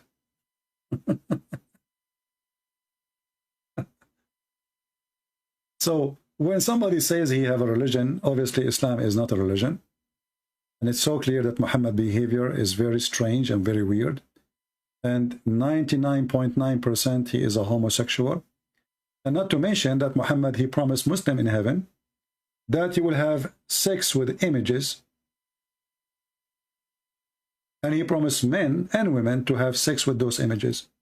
And the images is images of men. Let me find the hadith. I forgot to mention this one.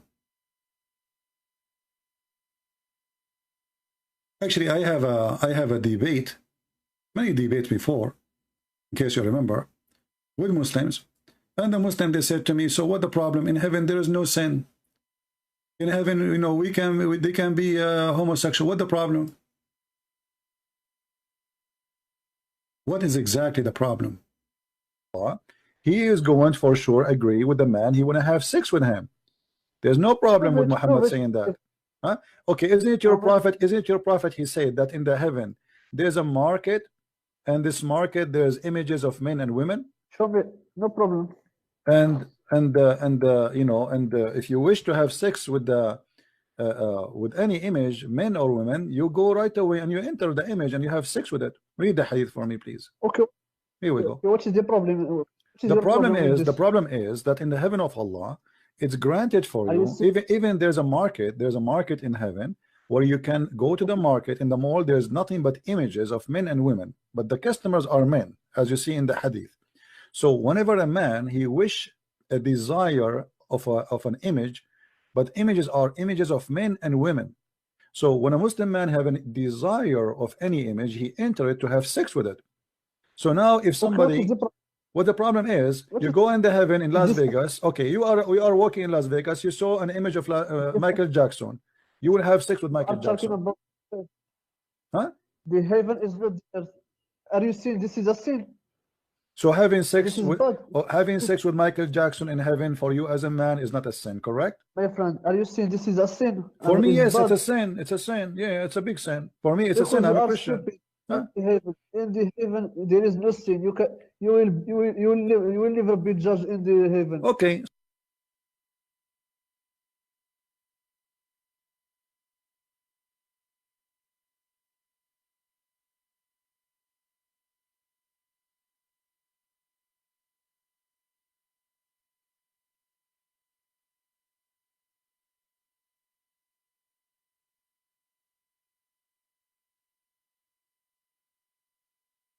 If Muhammad is not a homosexual, why he promised his men a heaven of homosexual? This Muslim, we heard him, and we have another video. The guy, he said, so what the problem? What the problem if a man have sex with a man? In heaven there is no sin. He repeat the same thing. What? He said to me, the Christian prince, why you don't want to understand? In heaven there is no sin. I said, what if somebody want to have sex with you? No problem. What if somebody want to have sex with the prophet? No problem. The Quran says, whatever you desire, you will have. Any desire. Actually, Muhammad, he says, whatever forbidden in this earth is going to be lawful for you in heaven.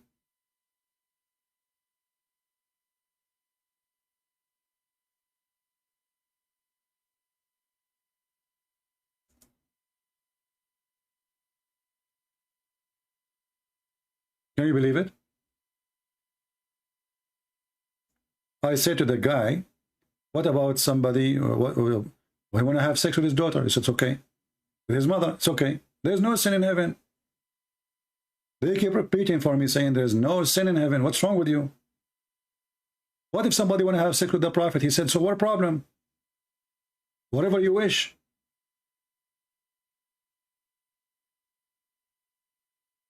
Let me see if I can find the other hadith.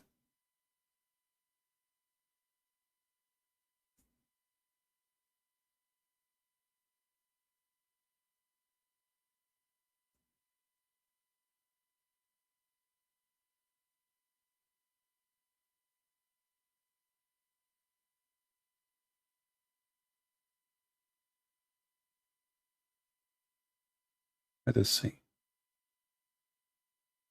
So you are saying to us, in the heaven of Allah, everybody he have sex with anyone, man with man, with children. What about children? You can have sex with children too, right? Because whatever you wish. There's many people, they are sick in their mind. There's people, they are sick in their mind. They like to have sex with children. What do you think about having sex with the children? Do you agree with that in the heaven too? What if somebody decide? What if somebody wish? What if somebody wish to have sex with your son in the heaven of Allah? It is you who will do it. I know this because all you are thinking is about if in the heaven. Well, your God Allah, if your God Allah, he says if, isn't it your God Allah? He says if. Your God Allah keeps saying if. How come Allah can't see an if? I cannot say if. Here we go. You are the one who say it to me. If he wished to have it, you are the one who used the word if. So you can use it. I cannot use it. Why? Here we go. You are in heaven, and now you like to have sex with the children, and you are saying to me, there's no objection. You Muslim, we can have sex with male and female, children and adult. What if a guy he want to have sex with a donkey? Is it okay? Can I answer? Sure, go ahead. We know that in Islam, the people when he go to heaven, he will not have the same quality as in the earth. Yeah, you have a lot more ugly quality. Obviously, you became more ugly because you just said to me, in the heaven of Allah, you will turn to be addicted to sex. You have sex with everything on your way. I'm sure if you go to the heaven and you see a hole in the wall, you will put your penis there. Because nothing is forbidden no more.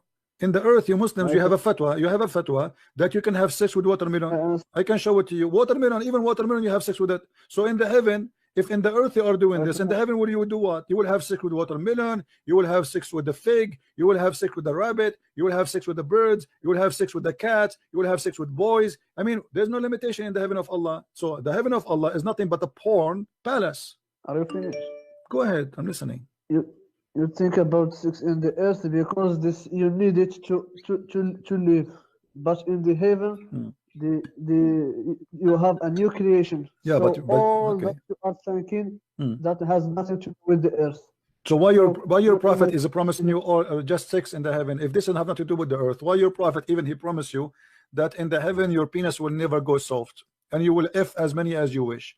Why he promised you that the man in the heaven he will have the power of 40 men for bang bang? If this is different creation, or what we see that you became more addicted to sex, you are not out of sex, you became worse. So in earth you have a power of 1 man, but in the heaven you need more because you will have the power of 40 men. Are you finished? Yeah, each time I say something to you, you say to me, are you finished? But you didn't say anything. Did your God Allah, did your prophet, he promised you the power of 40 men, and he promised you that your penis will never go sleep. Anyway, as you see, we have tons of those debates, and all the Muslims, they say to us, well, there's no problem. In the heaven of Allah, everything is possible because the Quran promises us whatever we wish. It doesn't matter what you wish. Anything you wish. As long you wish it, you will have it. Guaranteed. Sex with your family, sex with your mother, sex with your daughter, it doesn't matter.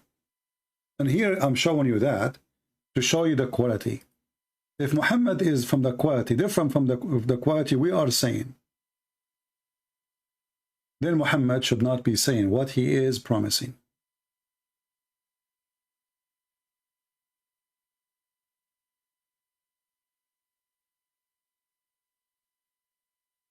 He should not.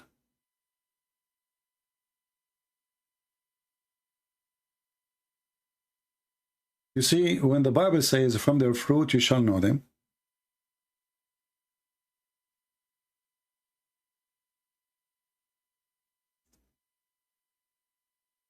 let me find this hadith here.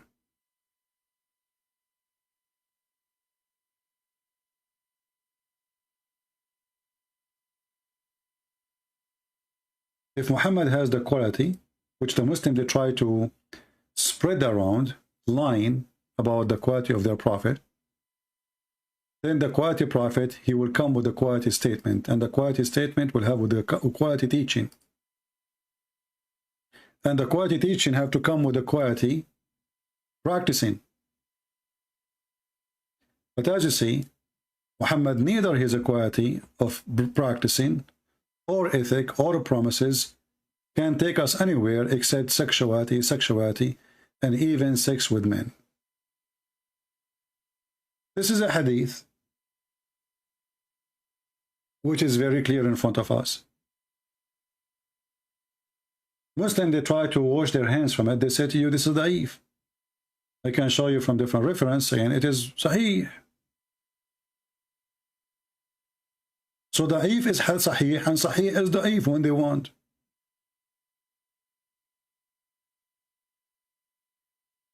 What kind of a prophet he promised you? That there is a market of images, Playboy magazines, and the images are images of men and women, and if a man he wish, he will sleep with the image. I forgot to mention, maybe I will close with this one.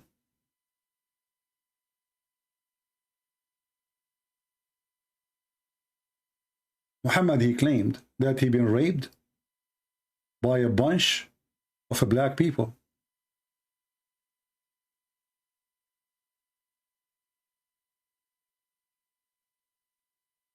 According to Muhammad, a bunch of black men, they start riding Muhammad and they were totally naked.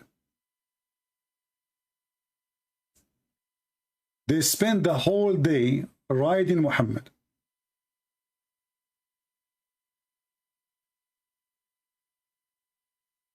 A Muslim might say to you, he is lying. Well, let us go and see. This is the book of Musnad Ahmed, very number 1, page number 299.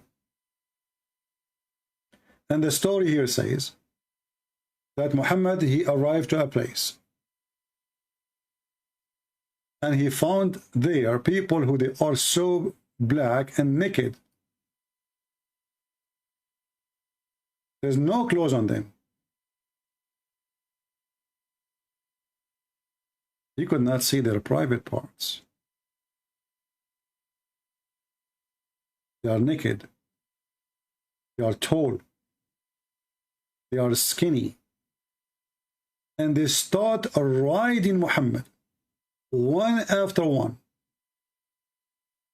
And Muhammad was reading Quran for them while they were riding him.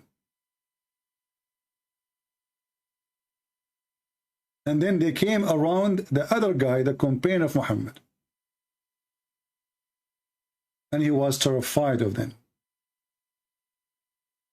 And Muhammad, when he came back to this guy, which means the guy is not there with them, with Muhammad, he was so heavy, which means he cannot move, so tired, and he was on pain. Why he was in pain? Mimma rakibuh, because of how many times they did ride him. You might say Christian Prince is making a lie now. Let us use Google translation. Translate. Musnad Ahmed, Imam Ahmed ibn Hanbal, volume number 1, page number 399. We go down here. The translation is saying they are like zombies. That is a false translation. You know, it's talking about they are black. Stupid Google. So they are black and they are naked and they have no clothes on them. As you see, they have no clothes on them. And the guy, he is describing what Muhammad told him. You know, Muhammad is the one who been ridden by them. They were tall and they have little flesh, which means they are skinny. And I was frightened of them. But look what it says here.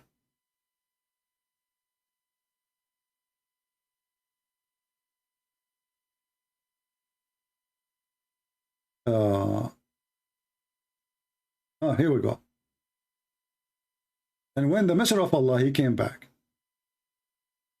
he was heavy with pain, or almost like, you know, he is like just dying from pain. From what they have rode, they did rode him. They did rode Muhammad all day long, one after one. We don't know how many they are. All what they know, that they are black, they are tall, they are skinny, and they were wearing nothing. And they were riding Muhammad. And Muhammad, he came back, and he was suffering from pain because of how much they rode him. He said, I find me heavy. Or he said, the Messenger of Allah, he is in pain, he's heavy. Do you see it? Translation here is not good. But what we can do, I mean, this is the only way to share with you. I mean, oh, you see, find me one thing about this man. It doesn't make, it's not wrong. He been raped, according to him. Black people raping him, riding him all day long. Why black people will ride Muhammad? You tell me. If you're a Muslim, you tell me. Muslim, they claim that those are genie. Why they are genie? Or because they are black? They are genie and they are black. And they are a human.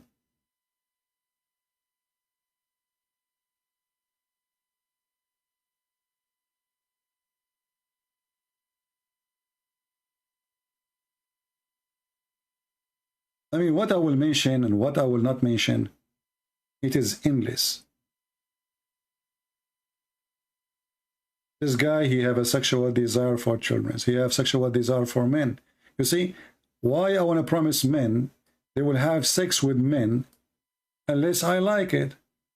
Why the Quran mentioned that you will have boys who they are white like pearls around you? What is exactly the joy of that? Why they are boys?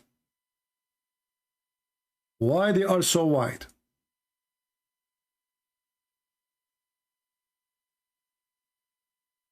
Why they are like pearls? Why we are describing the beauty of those boys? What that will do to a Muslim in heaven? According to Muslims, those are the bar boys. The bar of wine served by boys. A Muslim, he go and sit in the bar to enjoy his night in the heaven. The guy who is, there's 80,000 of them, by the way, 80,000 for each Muslim, and this is the lowest reward. I mean, for me, one thing is not sexual, is not horribly wrong, is not ugly and disgusting. Why anyone would I approve child abuse? Those are boys. And they are like pearls. What is exactly the joy you are giving me there? Which one is going to be better? A woman serving you the wine, or a boy and he is white like pearl? Just ask yourself a question. You are in the heaven of Muhammad and you are in the bar of Allah, because Allah obviously is Satan. And now you are going to ask the bar guy for wine. He's a boy. And he's so white. And he's so good looking.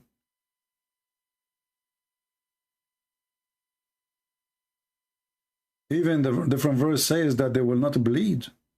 The Muslim, they will say to you, oh, here they mean they will not get drunk.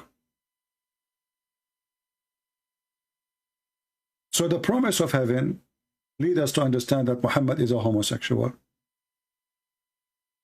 The behavior on earth proved to us that Muhammad is homosexual. Muhammad even cannot have sex. He liked to be done, not to be doing. How we prove it? He has 0 kids. The Muslim, they say to you that Muhammad, he have Fatima as a daughter. That is a big fat lie. He have 0 kids. Those are the daughters of Khadija. How come Muhammad, he have a bunch of kids from Khadija, but suddenly he cannot have kids no more? Those are the kids of Khadija's before Muhammad. She married 2 husbands before him. And Khadija, she cannot have kids no more. She's way older than him. When the hadith says that the Prophet, he imagined himself having sex, but in fact he never did, that is showing us that Muhammad is trying to avoid to have sex with his wives. He married those women, not to sleep with them, but to spread his religion. Even the Muslim, they say to you that Muhammad was doing political, business. So he married a woman so her tribes or her family will support him. But you don't have sex with them.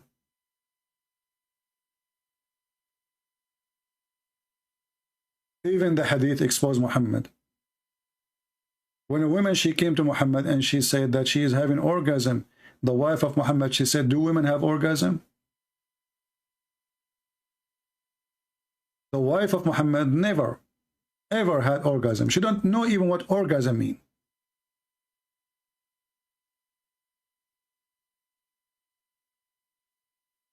Do women have this charge? Salama, she said. Imagine your wife, you are married her for many years, and she never learned that women can have orgasm. Why?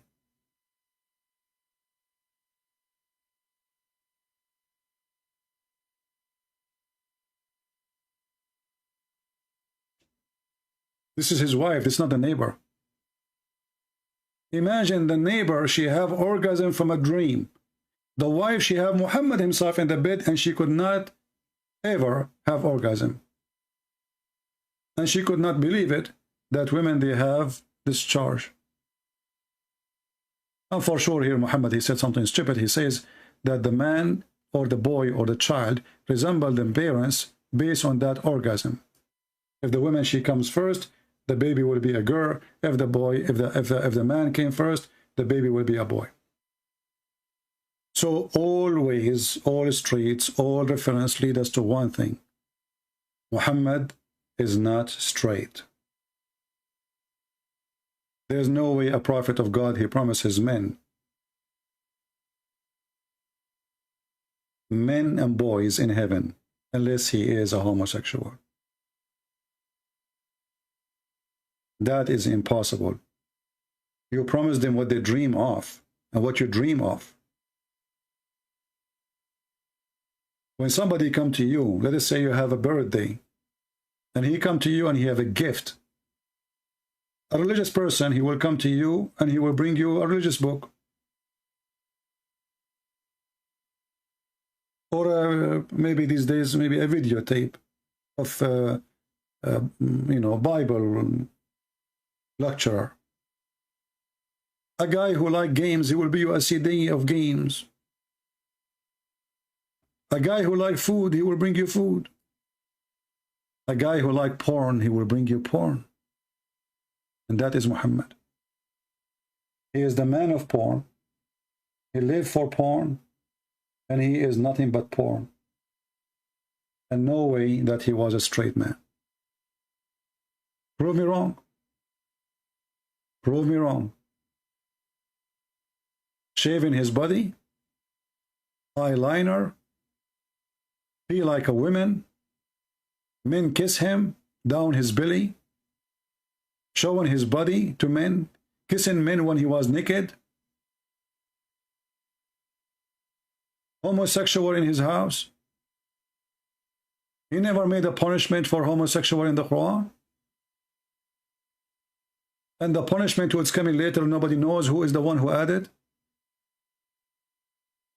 And I challenge the Muslim to show me one gay he was punished in the time of Muhammad.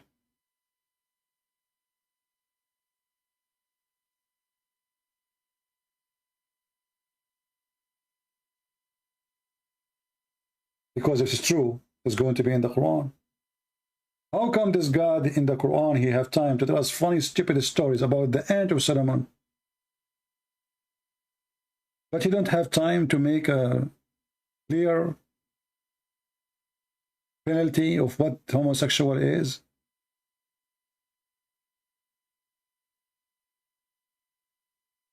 The only place the Quran confirms something, it was a story from the Bible where it's the story of Sodom and Gomorrah.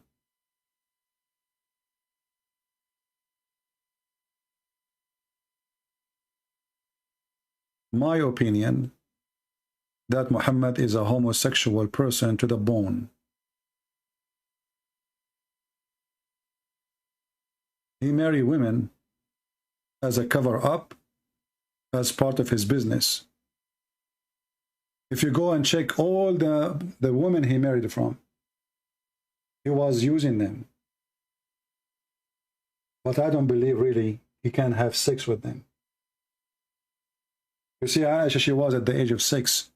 If Muhammad really had sex with her, he would kill her. There's no way he did. Muhammad, he go and he spend the night there, but he don't have sex with them. And even during the night, we will find that Salman al-Farisi is there. Dahya al-Kalbi is there. And even he claimed that the angel Jibreel is the same as Dahya as a look.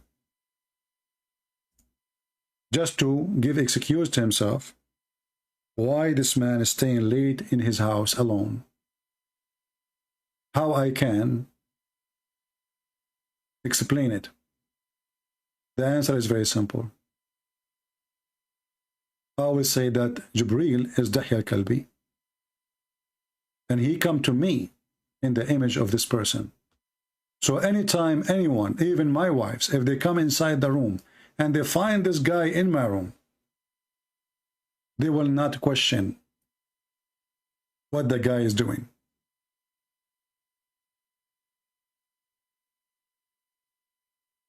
the angel of God, which is an ancient angel, exists before Islam. He decides suddenly to take the image of a man who is the most close boyfriend to Muhammad, and he is the most handsome boy in the tribe of Quraysh. He could not find any image to take for himself except the image of the boyfriend of Muhammad. So now we have two Dahya al-Kalbi, the real one and the angel. Who want to believe in that? It was just an excuse for Muhammad to stay with the man alone, and nobody questioned in case somebody came and they saw him with him. I hope we learned something good for today, and feel free to download the video. As you know, I don't keep my videos for long. I will keep this one maybe for 3-4 hours, and then we will take it down. Thank you all for being here. May the Lord bless you. Until we see you soon again, Christ is Lord, and Muhammad obviously is the last one to be called the prophet of God. He has 0 prophecies. After all what the Muslims they say, we can debunk them one by one. They have 0 ethic. From their fruits you shall know them. Talk is cheap. Fruit only what count. Thank you.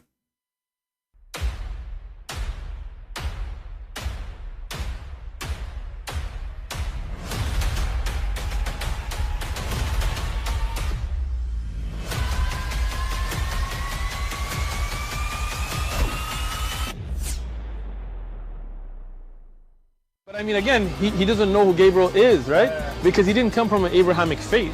The people of Mecca were pagan. The Quran has mentioned if this book was from other than God, they would have found in it many contradictions. If a book is without contradictions, that has no bearing on whether it comes from God or not. I've had phone books that are inerrant, but I certainly don't think God gave them. That we believe without understanding. The brother asked a very important question, that most of the scholars say that listening to music, watching movies, and most of the television programs, they're haram. So how can we have fun? Let me tell you, brother, at the outset that having fun is permitted in Islam as long as the fun is halal fun. That the standard narrative has holes in it. The Prophet tells us because Satan or the devil sleeps over our nostrils. Those who oversleep and not pray Fajr on time, Satan urinates in their ears. I really do think Jesus was crucified and that he really was dead and buried. He thought that he was a son of God in the sense that he was specially chosen by God. I think Jesus really did think he was going to be the Messiah, the future king of Israel. I mean, that is, after all, why they crucified him.